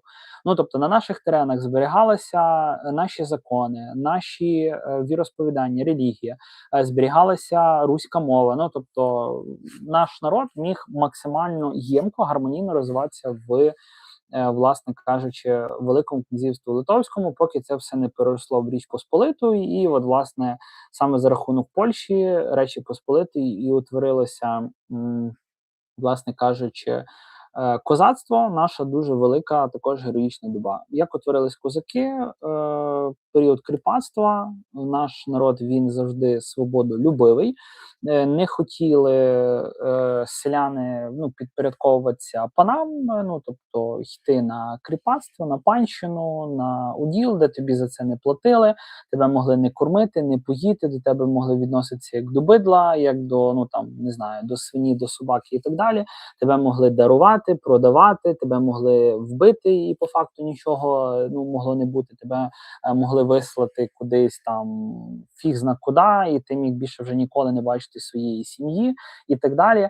Тобто це все, звичайно, що людям, народу це не подобалось. Тому ті, хто прагнули вийти з-під кріпацтва, з-під влади пана, вони втікали з, допустимо, не знаю, західних, центральних земель України тогочасної, і вони поселялися на ще не заселені простори дикого поля, дикого степу, де там сучасні терени Запоріжжя, Дніпропетровщини, тобто Херсонщини і так далі. Оці терени там, власне кажучи, поселялися ті люди, які тікали від кріпацтва, від панів, і таким чином утворилися козаки. Вони утворились на початку 16 століття. Ось, і відповідно таким чином появилися дуже великий вагомий кластер нашої, власне кажучи, історії. Тому саме слово козак має тюркське походження, бо дуже багато що нам приписують, що в нас дуже багато що от мають тюркське походження і так далі. Я нічого в цьому не вбачаю. Тобто, як і будь-яка мова, наша, зокрема, українська, вона дуже багато могла давніх там слів в себе вбирати і так далі. Дуже багато імен сучасних, не знаю, є грецького походження, хтось там якогось варязького, скандинавського. В мене, наприклад, мене звати Назар, тобто ім'я, воно хозарське походження має і так далі. Це от, власне, витоками з періоду Русі і так далі. Ось тому я в цьому нічого такого по факту не вбачаю. Так, Сергій, Литва ніякого відношення до сучасної Литви не має ні по язику, ні по національному складу. Це не тільки стосується Литви, по факту. Якщо брати Польщу, теж, якщо брати сучасну Польщу, то вона, скажімо так, великий кусок території відтяпала в німців, ще як Прусія була по факту, велику територію Західної Галичини відтяпала в нас, в українців, великий шмат в тої ж самої Литви відтяпала, від Білорусі і так далі, і теж вони поназбирались. Це закономірно дуже багатьом теренам, зокрема і Україні, і Білорусі, тобто дуже багато є країн, територій, які по факту вони сучасні країни, вони не мають всіх своїх етнічних земель. От те, що зараз теж Росія дуже гарно всю історію Радянський Союз використовував, зокрема зараз Росія, Російська імперія, що вони збирали всі свої етнічні землі, і от зараз всі притязання Росії на терени України, тобто, що вона щось там збирає, якісь етнічні землі, ще щось, весь той бред, який вони несуть своєю шараші, своєю пропагандою. Хоча, якщо брати Україну, її етнічні землі, це там Гомельщина ще в Білорусі, мали би забрати, це Курщина, Білгородщина, Брянщина, це українська Слобожанщина, її терени етнічні, які відійшли Росії. Внаслідок там, коли Хрущов Крим передавав Україні, і весь той поділ, вони оце все робили і так далі. Кубанщина, тобто це наша і територія етнічна, бо, власне, козаки, зараз я за це буду говорити, що коли Катерина II знищила останню Запорізьку Січ, вона по факту, коли знищила козацтво, вони переселялись, власне, на Слобожанщину, на цю Кубанщину, і відповідності тобто це наші етнічні території. Тому воно багато кому властиво, і досить багато і зараз є штучних країн, які вони утворюються. Це, як то кажеться, вже Зовсім інакша історія. Всі, хто приєднується, велике прохання ставте лайки. Я буду говорити, повторювати, поки реально ви не почуєте. Ну, ви мене не почуєте, і реально ви не знайдете, де поставити лайки, вподобайку, щоб ну, це відео краще шерилося і відповідно більша кількість людей могла заходити на прямий ефір. Так. Ось, ми з вами вертаємося, власне, до козака. Слово козак мало тюркське походження, воно означало вільна людина, воїн або мандрівник. Ну, тобто, ключове це була вільна людина, чому яка втікала від кріпацтва. Ось це, власне кажучи, дуже добре описувало спосіб життя перших козаків у 15-16 століттях. Багато людей тікали на південні степові території. Причини були різні. Хтось тікав від самого кріпацтва, хтось шукав просто свободи, хтось просто хотів почати нове життя. Тут щось в нього не вдалося, не вийшло. Ну, в сучасному цьому суспільстві він себе не реалізував, чогось не добився, там, ну, не мав якихось надбань, здобутків. Він, власне кажучи, міг собі втекти, кудись переселитися і попробувати життя, так би мовити, з нуля заново. У степах вони об'єднувались у військові загони, і поступово з цих загонів формується нова військова культура. Центром цього світу стає Запорозька Січ. Січ була не просто фортецею, вона була своєрідним військовим і політичним центром. Там існувала дуже цікава система управління. Козаки обирали своїх отаманів і гетьманів в нарадах народних вічах. Це означає, що влада не передавалася у спадок. По факту, мабуть, ну, може, чуть ли не єдиний, хто пробував зробити спадкову владу, це, власне, Богдан Хмельницький. Коли утворилася Гетьманщина, то, власне кажучи, він пробував своєму синові Юрію Хмельницькому, ось, власне кажучи, в спадок передати гетьманську булаву, ну, але на певний період він гетьманував, але дуже довго нічого з цього не вийшло, бо був дуже молодий. Відповідності гетьманську булаву потрібно було заслужити авторитетом. Просто так ви гетьманом не могли стати, тобто вам потрібно було такі певні кар'єрні сходинки пройти, щоб вас могли обрати гетьманом. Це робило козацьке суспільство досить унікальним для того часу. У той час більшість держав Європи були монархіями. А тут існувала система, де важливі рішення приймалися колективно. Звичайно, що коли ви є монархом в Польщі, вам буде не подобатися, що на ваших там східних теренах збоку є от ціла кластер, ну там осередок, де є демократія, ось де когось можна вибирати. Чому? Бо це створює певний прецедент. Якщо, от, наприклад, там козаки собі вибирають гетьмана, чому тут в Польщі монарха не можуть вибирати? Ну, тобто, наприклад, якогось монарха вбили, і народ такий підняв повстання і, власне кажучи, захотів собі вибрати монарха. Як це там було в цих французьких революціях, республіках, і яким чином вони взад-перед скидали королів. Ось, тому це, ну, несло таку певну загрозу, і, звичайно, що коли щось вам загрожує, то ви, ну, як мається на увазі, як правитель якийсь, як монарх, ви будете пробувати це або підкорити, або, власне кажучи, стерти, ну, знищити це. Ось. Але козаки були відомі не тільки своєю політичною системою. Вони стали однією з найнебезпечніших військових сил всього цього регіону. Козацькі загони регулярно здійснювали походи проти Османської імперії. Особливо відомими ставали морські походи козаків на так званих чайках. Власне, це такі невеликі човники, кораблі, які вони використовували для пересування Дніпром і, власне, Чорним морем.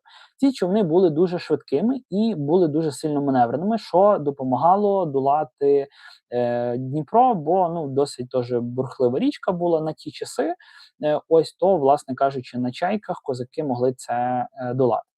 На них козаки могли несподівано з'являтися біля узбережжя Чорного моря, іноді вони навіть доходили до самого Константинополя. Для Османської імперії це була, ну, досить вагома і серйозна проблема, тому що козаки могли нападати раптово і так само швидко зникати. Ну, тобто, коли Вони, допустимо, напали, вони, ну, там зробили якийсь грабіж, щось захопили, так далі.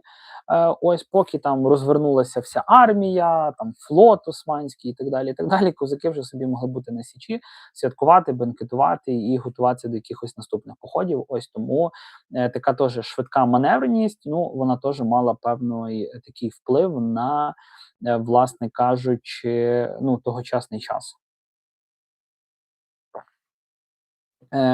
Відповідності однією з найяскравіших постатей козацької історії був Петро Конашевич Сагайдачний. Він був не тільки військовим лідером, але й політичним діячем. Сагайдачний проводив походи проти Османської імперії. Його флот навіть брав участь у великих морських операціях. Але ще важливішою стала його участь у війні проти Османської імперії у складі Європейської коаліції. У 1621 році відбулася Велика Хотинська битва. Це була одна з найбільших битв 17 століття. Османська імперія, ну її, власне кажучи, армія намагалася просунутися далі і далі в Європу. Але об'єднані сили Речі Посполитої і козаків змогли зупинити цей наступ. І по факту в цій битві під Хотином ну, османи вони зазнали однієї з дуже великих нищівних поразок. По факту, якщо взяти ну там до того всю історію Османської імперії, вони ну все ж таки більше перемагали, і вони ну досить рідко несли поразки. А тут прям ця перемога над османами вона була дуже і дуже вагомою. Козаки тут відіграли дуже важливу роль. Вони здійснювали постійні атаки і утримували частину фронту. Ця битва стала одним із прикладів того, як козацьке військо могло впливати на цілі великі європейські конфлікти. Але в свою чергу найвідоміша сторінка козацької доби все ж таки пов'язана з іншою постаттю. Всім, мені здається, відомою це Богдан Хмельницький. Якщо ми беремо період козацтва, оминути Богдана Хмельницького, мені здається, ну це нереально, це неможливо, бо ну це, мабуть, найбільший представник, власне кажучи, оцього ну періоду власне козацтва. Це власне Хмельницький. У середині 17 століття він очолив масштабне повстання козаків проти влади Речі Посполитої. Це повстання швидко переросло у дуже велику війну. З чого взагалі почалося повстання? Ну, воно все банально інколи просто. Він був сотником, ось, скажімо так, не поділив якісь, ну не знаю, щось він не поділив. Його відповідності уділ, його хутір розграбували, спалили, знищили, вбили дружину кохану і так далі. І відповідності, тобто він звернувся до польського престолу, польської монархії, влади. Він шукав, власне кажучи, справедливості. Він шукав банальної справедливості, щоби так, перепрошую, пардон. Він шукав справедливості, щоби покарали винуватиць, ну, того виновника, хто, власне кажучи, таке ну, зробив, і йому компенсували всі ті збитки. Хоча, напевно, коли рідних вбивають, це не компенсуєш, ну, але все ж таки. Польський король відкинув оці притязання на справедливість Богдана Хмельницького, і це, я думаю, він дуже сильно про це пожалів, бо це переросло в дуже велике повстання, яке потім стало тим, що утворилась нова незалежна українська держава Гетьманщина. Ось. По факту, козацькі військові здобутки період цього повстання ну, були досить великими, бо Богдан Хмельницький він практично ну, майже не програв жодної битви. Серед них особливо були відомі битви під Жовтими водами, під Корсунем 1649 років. В результаті цієї війни на політичному карту регіону з'являється нова українська держава Гетьманщина. Це була козацька держава з власною адміністрацією, військом і політичною системою. Хоча її історія була дуже складною і часто драматичною, вона стала важливим етапом у формуванні української політичної традиції. Козацтво залишило дуже сильний культурний слід, власне кажучи, навіть сьогодні, якщо ми беремо образ козака, залишається одним із символів української історії. Але цікаво те, що історія могла піти зовсім іншим шляхом. Іноді одна подія або одна битва може змінити долю цілих народів. І саме про такі альтернативні сценарії історії ми поговоримо в, власне кажучи, наступній частині цього стріму. А ви поки напишіть у чат, яка історична епоха вам найбільш є цікавою. Також, хто новий приєднується до ефіру, підписуйтесь на канал Контури історії. Ставте, будь ласка, вподобайку цьому відео, щоб більша кількість глядачів заходила. Ось, і відповідно ми рухаємося далі. Так, бачу, тут якісь є коментарі. Так, Сергій, національний склад війська Запорозького і умови прийому. Ну, я зрозумів, на яких умовах брали до, власне кажучи, війська Запорозького. Ну, національний склад, він був різноманітний. Звичайно, що там були не тільки українці. Ну, тобто українці, вони в будь-якому варіанті вони становили, ну, на мою думку, я можу помилятися, це як я бачу. Ну, тобто вони становили більшість, все ж таки це були українці.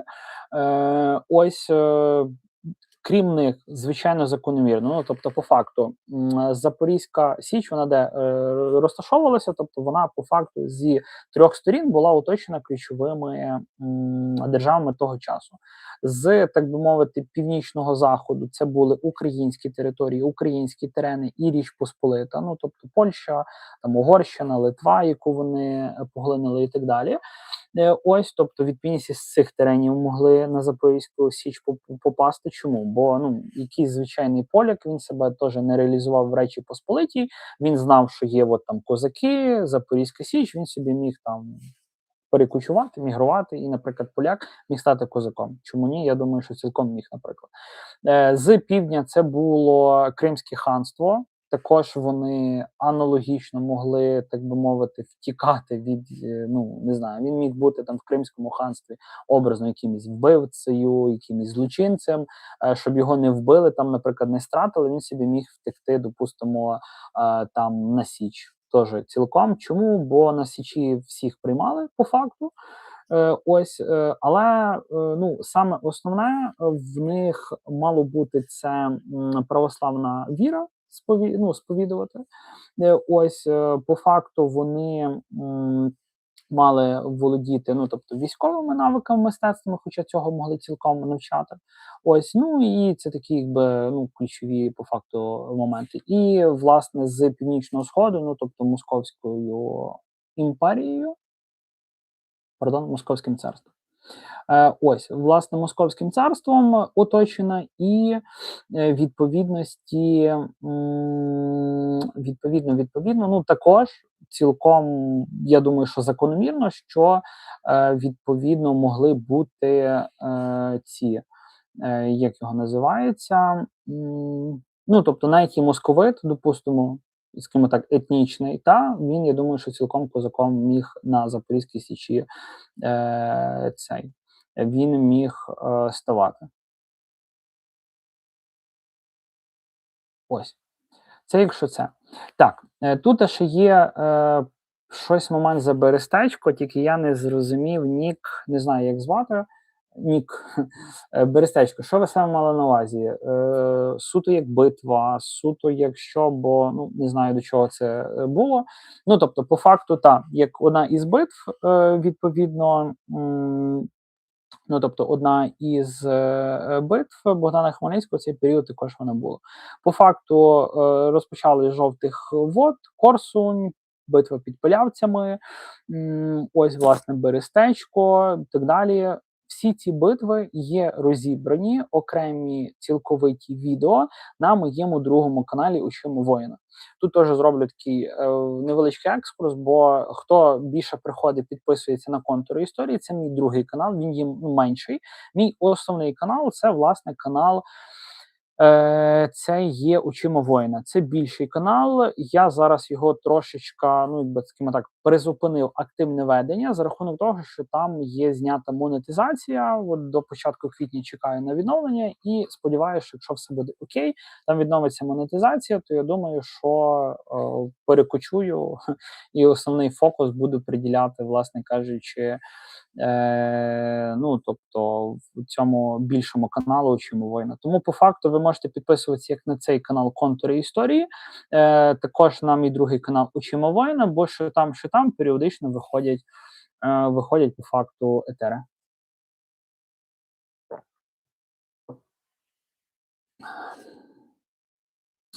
Так, Сергій, так, давайте ще бачу, якісь є питання. Так, татари, євреї, поляки відказують своєї віри. Тин-тин-тин-тин-тин.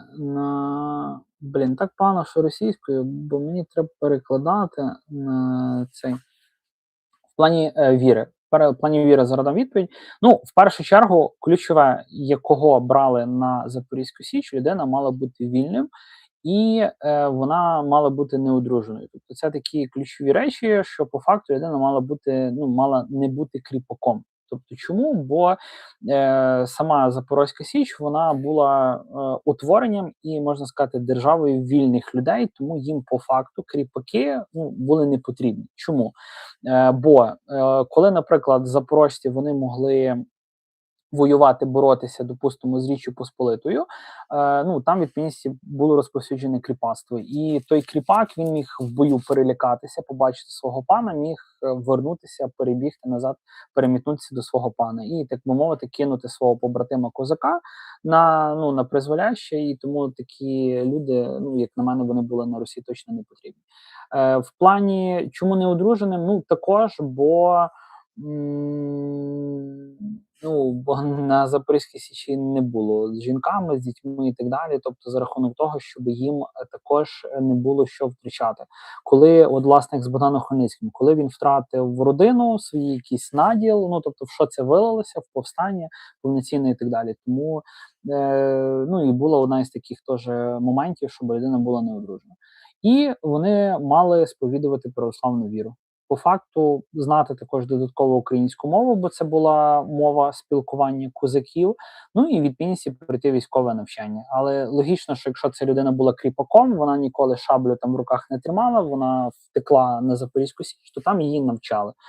Бо дуже гарно було розповсюджене це таке, так мовити, бойове братерство, де, власне кажучи, козаки самі навчали, тренували відповідності своїх побратимів і відповідності до того рівня, до якого потрібно, вони, власне кажучи, тобто мали натреновувати відповідно козаків, щоб коли в бою відповідності йшли з побратимом, тобто я, як, наприклад, козак, я був впевнений в своєму побратимі, що в нього військові навички, він зможе мене прикрити, захистити, можливо, десь там, щоб обоє не загинули і так далі, і так далі.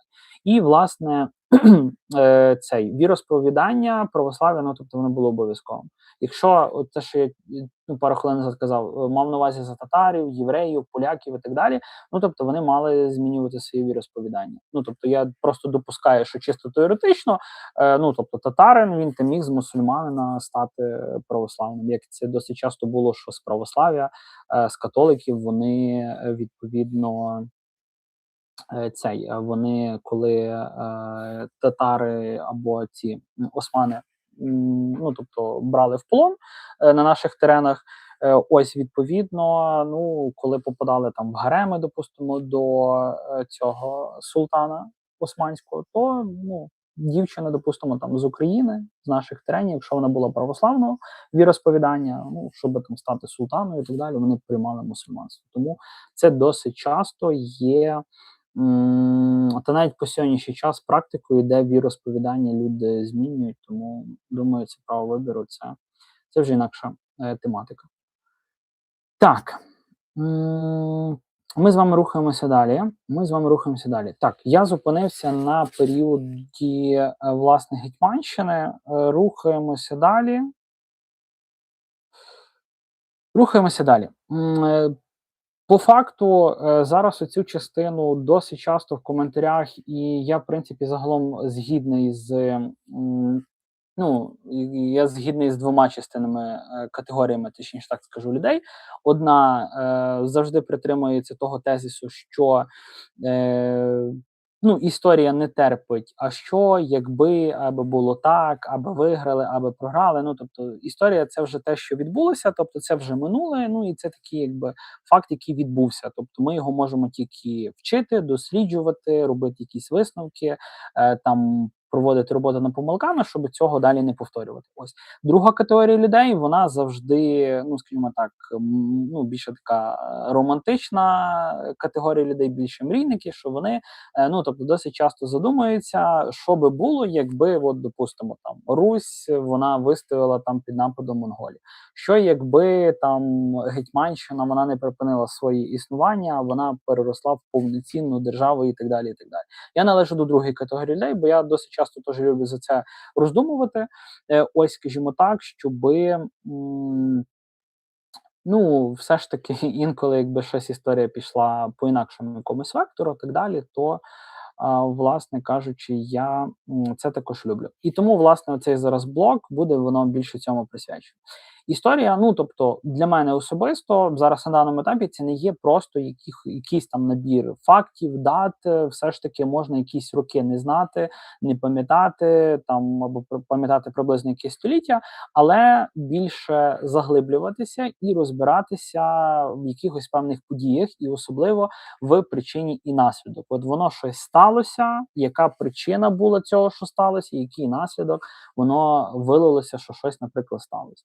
Насправді історія дуже часто залежить від якихось певних випадковостей. Іноді одна якась певна битва, одне рішення правителя або навіть одна смерть може змінити долю цілих держав. Це і зараз таке. От ми зараз теж в такому сучасному вирі подій, що вирішується все на рівні якоїсь одної людини. От вона завтра проснулася в гарному, наприклад, настрої. Ну, тобто, воно по одному буде. В поганому зовсім інакшому. Ну, тобто, теж, хто цікавиться там геополітикою, якимись, ну, політичними, сучасними векторами, в яких ми живемо, існуємо, то, ну, тут теж можна дуже гарні, красиві аналогії проводити. Тому історики іноді люблять ставити цікаве запитання. А що було б, якби події пішли трохи інакше? Давайте уявимо кілька таких сценаріїв, буквально. Перший сценарій пов'язаний з монгольською навалою. Ну, бо ми за це, власне кажучи, сьогодні також спілкуємося. Як ми вже, я, власне кажучи, говорив ну, чуть-чуть раніше в цьому ефірі, у 13 столітті монгольська армія завдала нищівного удару по багатьох державних утвореннях всієї Східної Європи.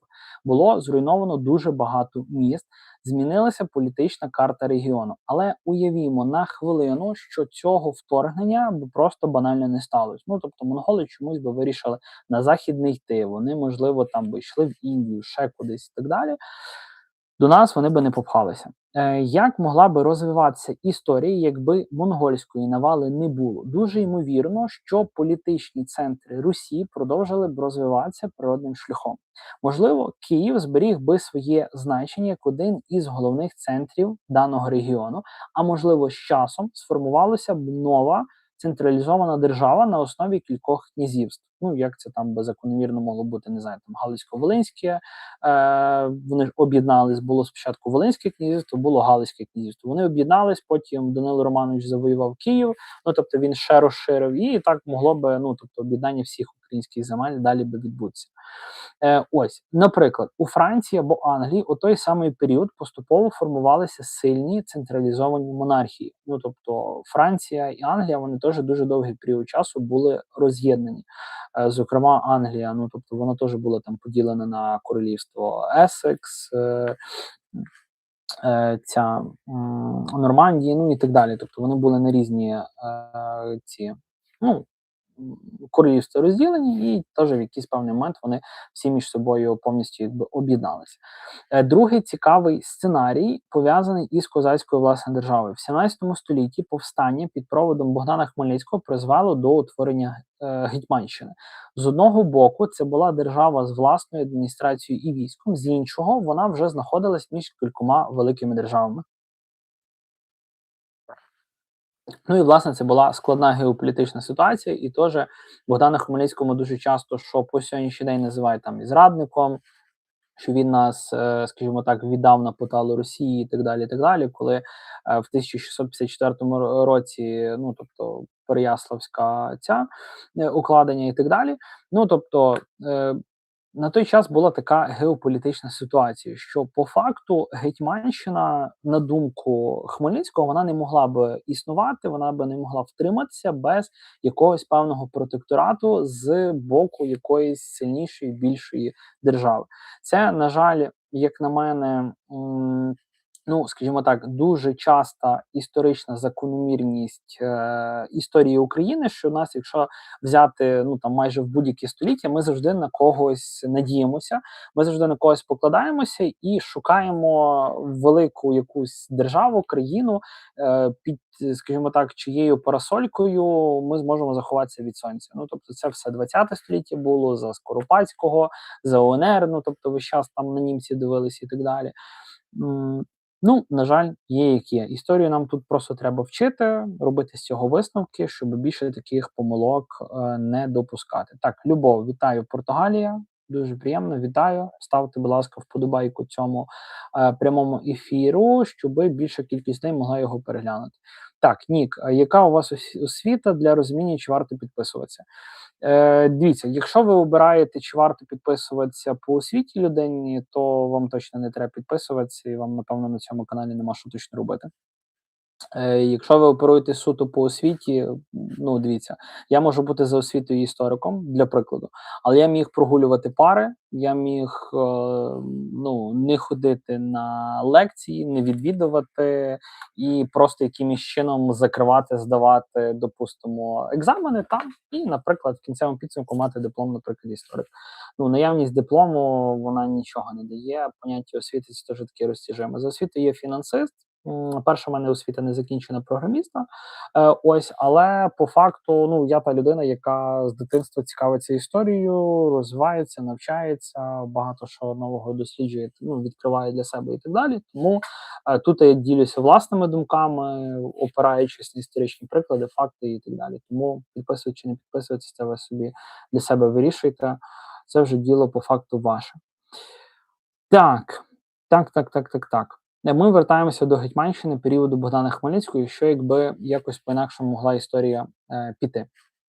Гетьманщина опинилася в той час між Річчю Посполитою, Московським царством і Османською імперією. По факту, вона була в Бермудському трикутнику, де зі всіх сторін була оточена великою, сильнішою за себе державою, яка кожна з них, і по факту всі троє разом, не хотіли, щоби відповідно, ну, Гетьманщина існувала. Дивіться, для Річі Посполитої чому не потрібна Гетьманщина? Для чого? З неї, з Польщі тікають люди, утворюють нову державу, вони показують приклад, що можна жити без Польщі, без влади монарха польського. Можна піти собі на Січ, жити спокійно і, ну, визнають Гетьманщину, та ось і бути прекрасно жити. Для Московського царства аналогічно, теж воно не потрібно. Для Османської імперії теж, для чого наша їм Гетьманщина, якщо їх можна, ну, завоювати, підкорити і відправити відповідності, прислуговувати османам і, ну, працювати, жити, існувати на благо Османської імперії. Тому, ну, нікому, в принципі, ця держава була не потрібна. І в цій політичній, геополітичній обстановці Хмельницький, він робив все, щоб, власне кажучи, та держава, ну, вона могла якось жити, існувати і розвиватися. Так, Любов, дякую, завжди цікаво слухати. Дякую за відео, за коментар. Дуже дякую, дуже приємно. Так, всі, хто ще не підписаний, підписуйтесь на канал. Всі, хто не поставив ще вподобайку, лайк ефірові, вона вас ні до чого не зобов'язує, вам не складно, а автору приємно. Уявімо історію, що вона могла скластися якось інакше. Уявімо, що козацькій державі вдалося зберегти повну незалежність, що могло би статися. Можливо, на карті Європи з'явилася б сильна козацька держава. Можливо, вона б стала важливим гравцем у регіональній політиці. А можливо, розвиток політичних інститутів пішов би зовсім іншим шляхом. Третій сценарій також стосується ще більш раннього періоду Русі.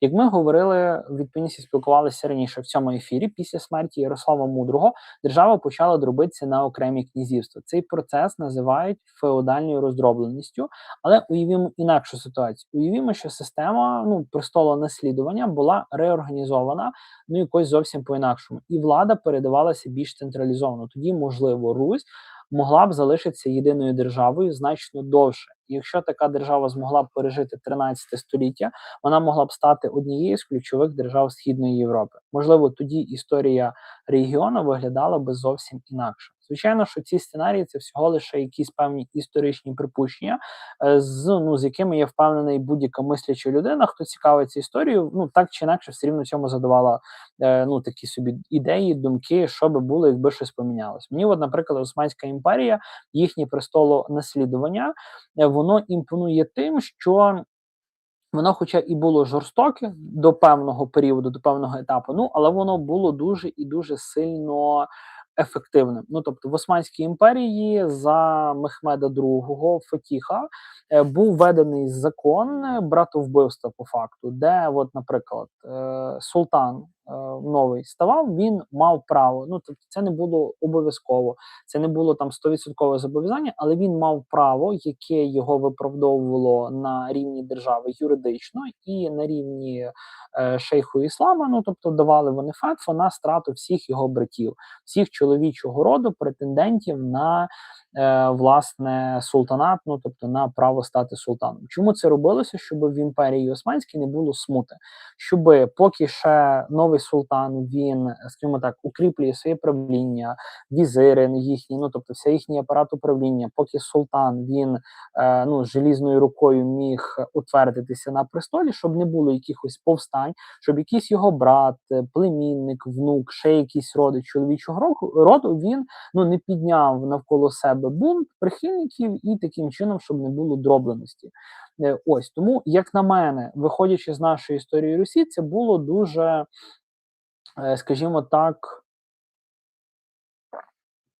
це було дуже мудре все ж таки рішення, бо поки існував оцей закон, власне, який дозволяв султанові страчувати всіх чоловіків-претендентів на султанський престол, то Османська імперія, вона була сильна, існувала, розвивалася і так далі. Як тільки вони після смерті Ахмеда І вони змінили це, тобто забрали цей закон, по факту вони почали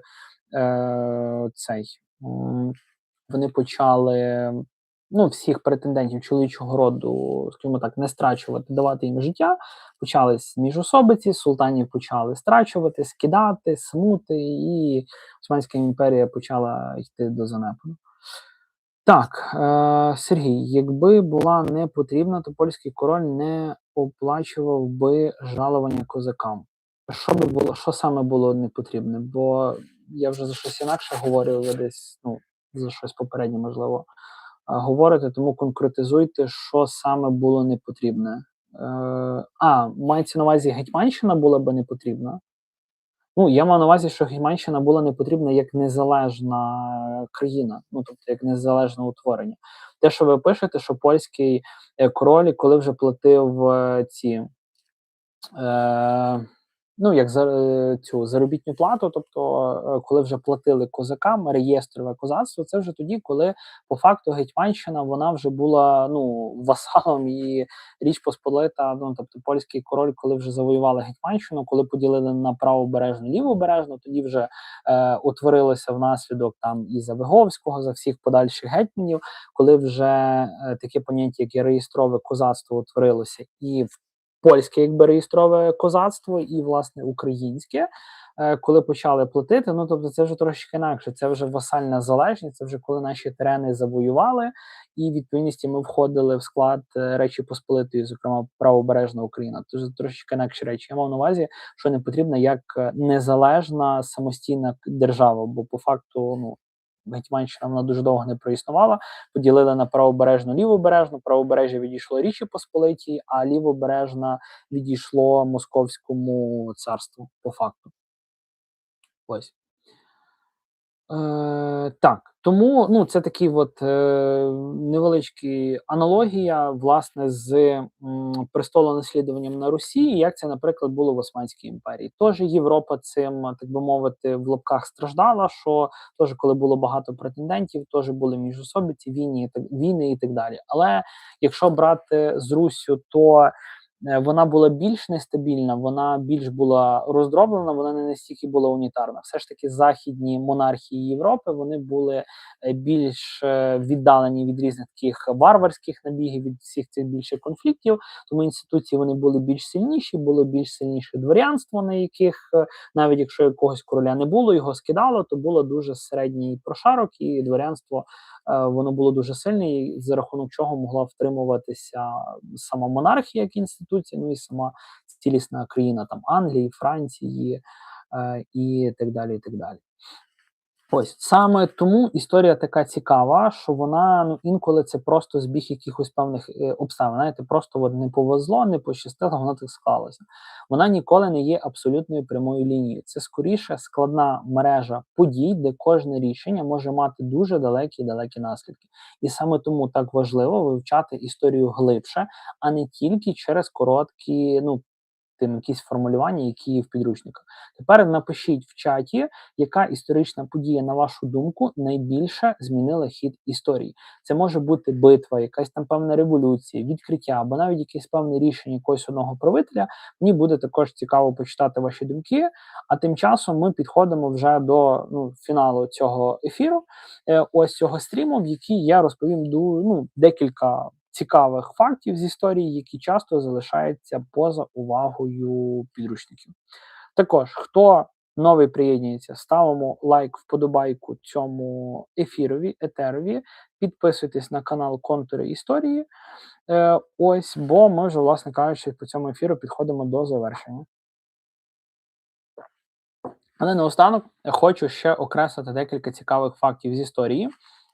Це ті речі, які досить часто залишаються поза межами шкільних підручників, але насправді вони дуже добре показують, наскільки несподіваною і складною може бути, в свою чергу, історія.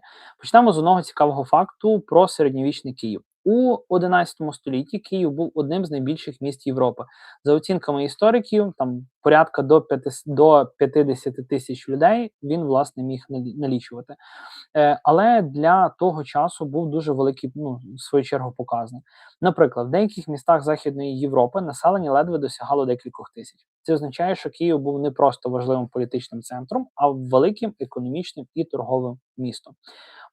Я вже, власне, раніше згадував, що збірник законів «Руська правда», яку створили з Ярослава Мудрого, в цьому документі є дуже велика, така цікава особливість, що на відміну також від багатьох середньовічних тих, власне кажучи, законів, там практично не використовували смертні покарання. Це теж така досить цікавинка, що на Русі не було цього, скажімо так, цієї практики страчувати людей, як, зокрема, було, наприклад, там на московських теренах, що дуже часто було, на жаль, теж інколи досить часто такою практикою пагубною, як на мене. Хоча, як на мене, я би зараз і в сучасних реаліях відновлював, напевно, смертну кару.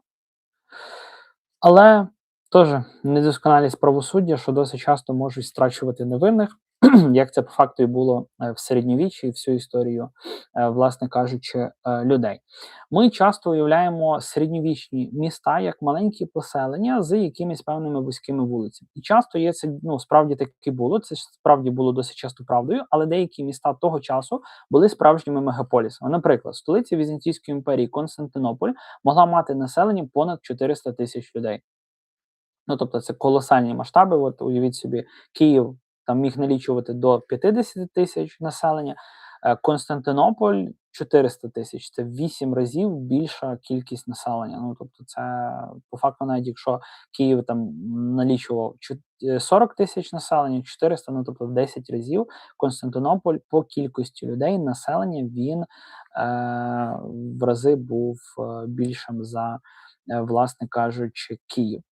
Для середньовічного світу це було колосальне місто за своїм масштабом. І саме з цією цивілізацією активно контактувала Русь. Це ще один цікавий факт. стосується Монгольської імперії. Ми часто думаємо про монголів лише як про завойовників, але їхня імперія також створила одну з найбільших торгових систем свого часу. У період, який іноді називають Pax Mongolica, торгові шляхи між Європою і Азією стали значно безпечнішими. Тобто вони вибудували систему таких форпостів, ось де, власне, в них теж була дуже сильно розвинена, скажімо так, ці система листонож, що відповідність якесь послання, воно дуже швидко також доставлялося з однієї точки в другу, бо на тому шляху, де відповідності несли якийсь там лист, послання, була мережа, де були підготовлені коні, місце для ночівлі, там відновити сили, поїсти і так далі. І це забезпечувало то, що якийсь певний наказ з однієї частини там імперії в другу якусь провінцію, в другу частину дуже швидко міг вершник відповідності доносити. Також ще один цікавий факт стосується козаків. Ми досить часто уявляємо козаків просто лише як воїнів, але насправді вони були дуже різними людьми. Серед них були не тільки військові, там були ремісники, мисливці, рибалки, навіть освічені люди. Наприклад, багато козаків були пов'язані з православними братствами і підтримували розвиток освіти. Саме в козацькому середовищі активно підтримувалася діяльність Києво-Могилянської академії, а це був один із найважливіших освітніх центрів всієї Східної Європи. Ще один цікавий момент – це міжнародні зв'язки середньовічних правителів. Я вже згадував Ярослава Мудрого. Так, перепрошую, мене вже трохи чую, що починає голос сідати. Тобто це я вже згадував, але це теж досить вагомий цікавий факт, що, власне кажучи, наші пращури, предки, вони пов'язували зі всією як Східною, так і Центральною, Західною Європою, що, власне кажучи, археологи постійно знаходять нові артефакти, історики відкривають все нові і нові документи, і іноді це змінює наше уявлення про наше з вами минуле. Тому те, що ми сьогодні вважаємо встановленим фактом, буквально через кілька десятиліть може отримати нове пояснення. Саме тому історія – це не просто набір якихось певних старих подій. Це не якісь там нудні лекції, просто якийсь набір дат, подій і так далі. Це жива наука, яка живе і розвивається постійно, і робить її настільки цікавішою, динамічною, і постійно її цікаво вивчати і, власне кажучи, щось нове дізнаватися. Друзі, дякую всім, хто сьогодні був на цьому ефірі. Ви ще маєте можливість поставити лайк, вподобайку цьому етерові, якщо ви заслухалися, що цього не зробили. Якщо ви ще не підписались на канал, обов'язково це зробіть, підпишіться на нього. Якщо вам подобається формат таких історичних стрімів, напишіть про це в коментарях, що постараюся перегляну цей ефір, як мається на увазі з технічного боку, чи не підвисала картинка, звук. Якщо все було окей, що можливо більш так регулярніше буду проводити або з цього каналу контурів історії, або з свого основного каналу Очима воїна також, можливо, що думаю, там, я думаю, проведу такий прямий ефір і, власне кажучи, думаю, що там онлайн-актив буде більше, бо там все ж таки канал в декілька разів більше, то думаю, що буде більше онлайн, більша кількість людей. Так, Марина. В Києві дійсно були вузькі вулиці, але цікаво дізнатися, що козаки підтримали Києво-Могилянську академію. Ви мусите розуміти, що по факту козацтво – це цілий кластер нашої історії, і воно би стільки не проіснувало, якщо би воно не мало свого розвитку логічного. Тобто, звичайно, що козаки, вони також мали навчатися, розвиватися, вони теж створювали свій побут, свої курені. Теж, кластер культури, в плані якихось традицій, страв, пісень, тобто це дуже-дуже-дуже великий кластер, який, власне кажучи, війшов в нашу історію, і закономірно, що, власне кажучи, в плані якогось розвитку, тобто вони теж могли взаємодіяти з, власне кажучи, академією. Тобто, як це, скоріш всього, було, що вони могли фінансово підтримувати, бо коли, скажімо так, коли козаки робили свої набіги на Кримське ханство, на Османську імперію чи на Річ Посполиту. Ну, тобто ви ж теж мусите розуміти, що козаки мали за щось жити, за щось існувати. Логічно, що коли вони нападали на якісь там, не знаю, міста, поселення, робили набіги, в першу чергу, що викрадали? Їжу, якусь провізію, провіант, зброю для поповнення власних запасів. Ну і логічно, що гроші, кошти, щоб вони мали за що жити, розвивати свою січ, одягатися, харчуватися і так далі. І так далі. Ось тому, звичайно, що відповідності на це все потрібно було кошти, і це було досить, власне кажучи, закономірно.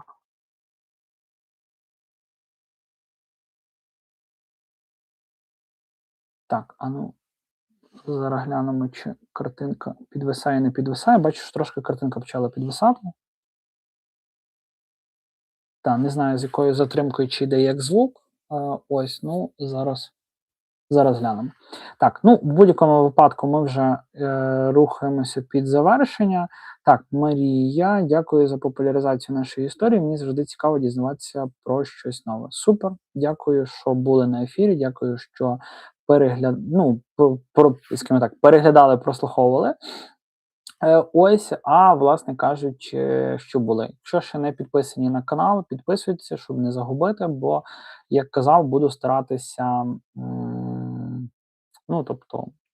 частіше проводити ефіри, якісь тематики висвітлювати. Думаю, що буду теж вашу думку питати, які тематики вам було би цікаво бачити на каналі, бо за рахунок того, що канал молодий, невелика кількість підписників на каналі, мені ще важко вловити ці тематики, які були би вам цікаві. Бо, наприклад, на моєму каналі «Учимо воїна» я вже там приблизний вектор розумію, тобто там більш цікаві заходять протистояння, скажімо так, з Росією. Ось, відповідно, там тематика мови української, російської, культури, історії, тобто там різний сегмент аудиторії, там різні цікавинки заходять. Тут ще поки мені не зрозуміло до кінця, тобто я так, знаєте, скажімо, пальцем в небо інколи тикаю, клікаю, які тематики вони є цікаві, тому під відео моїми в коментарях ви можете писати ті тематики, які вам би були цікаві. Наприклад, в коментарях під цим прямим ефіром ви можете написати, наприклад, на наступний раз мені було би цікаво там почути, довідатися за то-то, то-то, то-то. У мене є якесь таке-то, наприклад, запитання. І я, коли буду готувати для наступного ефіру якусь певну тематику, то відповідність зможу на це оперуватися, і під час наступного прямого ефіру ми за це зможемо, власне кажучи, поспілкуватися, ви зможете задати якісь запитання, ось, і відповідно, тобто за цим можна буде поспілкуватися, розібратися. Сергій, тема Київщина в період 1240-1362 року. Дякую, цікаво, класна тематика. Класна тематика. Тут можна буде гарно розкрити, власне, Галицько-Волинське князівство, Данило Романович, цей період. Ось також Володимир Мономах, його відповідності повчання нащадкам і так далі. Тобто тут є куди розігнатися, це там 120 років, але дуже насиченого періоду, ще кластеру, скажімо так, ще існування вже роздробленої Русі і князівств, ось де, власне кажучи, за цим можна буде поспілкуватися. Ось. Тому я вам всім дякую, що були на ефірі, за перегляд. Хто ще не поставив вподобайку, ставте вподобайку, підписуйтесь на канал і побачимося з вами на наступних ефірах, в наступних відео, які регулярно я стараюсь випускати там майже кожного дня або через день, бо зараз трошечки були в мене питання з зубами, то я трошечки випав на певний час, але думаю, що зараз буду набирати темпів, бо, як кажу, потрібно мені цей канал виводити на монетизацію, бо є дуже багато цікавих, класних ідей. Теж планую, в мене до моєї зйомки залучена моя дівчина, ось там вона, скажімо так, в плані оператора, світла, виставлення цих всіх моментів, які потрібні для записів, ось, то теж, є ідеї, зараз йде весна, літо, теплі періоди, тож є ідеї напрацювання в форматі, скажімо так, щоб я не лише якісь там думки, не лише якісь кластери, там періоди історичні розбирав, а в мене є ідея виникла, от в мене останні буквально 2 відео на каналі, це про Романа Шухевича, до речі, теж, якщо не бачили, 5 березня була річниця пам'яті, ось можете переглянути, теж досить цікаве відео вийшло, і відео про міфи про УПА. Ось, і от, власне, по цих двох відео в мене виникла ідея зняти розгляд, ну, так би мовити, інтерв'ю, може навіть, можливо, огляд на якусь певну криївку, теж є певні напрацювання, ідеї. Ось я ще до кінця подумаю формат, що це буде не суто як якась там історична, як ну, екскурс, лекція і так далі, а це буде повноцінний формат, наприклад, от, допустимо, цього періоду УПА, наприклад, не знаю, розповідь за якусь певну криївку. Допустимо, у нас на Львівщині досить багато є, сусідня Закарпатщина і так далі. Ну, тобто, я думаю, як це зараз все можна поєднати, зробити. І думаю, що в перспективі, відповідно, ну, досить цікавий, хороший, гарний контент, цікавий мав би виникнути. Так, Марія, мені цікаво дізнатися про розпад такої сильної держави, як Русь. Якщо ви не спочатку дивилися, то на початку цього ефіру я цьому, власне, приділяв увагу коротесенько, так, по екскурсу. Основна проблема – це посилення сусідніх держав і поступовий занепад сильного правління. Русь ну, свого піку здобула в період розквіту, це було за князювання Володимира Великого і Ярослава Мудрого. Як це закономірно є для імперії. Русь все ж таки можна класифікувати як імперія. Ось, ну, хоча б з назви приставки самого слова імперія, але за своїми формами, ознаками, всім вона була, в принципі, як імперія, занепала як імперія. Після Золотої доби будь-якої імперії йде занепад. Ну, тобто, це є як, знаєте, ну, тобто, ви йдете як нагору, піднімаєтесь нагору пік, вершина гори, і від відповідності ви згори спускаєтеся, ну, тобто ви якийсь час є на піку, на горі, і від відповідності ви йдете ну, до занепаду, до спаду. Тому це відбулося і з Руссю. Після Ярослава Мудрого він не зміг вибудувати хорошу, нормальну модель спадковості своєї влади, і після цього Русь занурилася у період роздробленості і міжособиць. Тобто, по факту, в Ярослава було декілька дітей, синів, які претендували на батьківську спадщину, на Київський престол. І, наприклад, один син, він там був в Переяславі, князював, другий в Чернігові, третій там в Новгороді, не знаю, четвертий ще десь там в Смоленську образно, допустимо, і кожен з них, ну, тобто, наприклад, ви князюєте, от ви себе можете поставити на місце там сина, наприклад, Ярослава Мудрого, ви князюєте в Чернігові. У вас є якісь певні дворяни, ну, допустимо, які вас підтримують, у вас є своя дружина, свої солдати, для кого ви є приклад, ви є авторитет, не якийсь там уявний міфічний князь в Києві, якого вони ніколи не бачили, а от ви є тут на місці, і логічно, що вони за вами йдуть.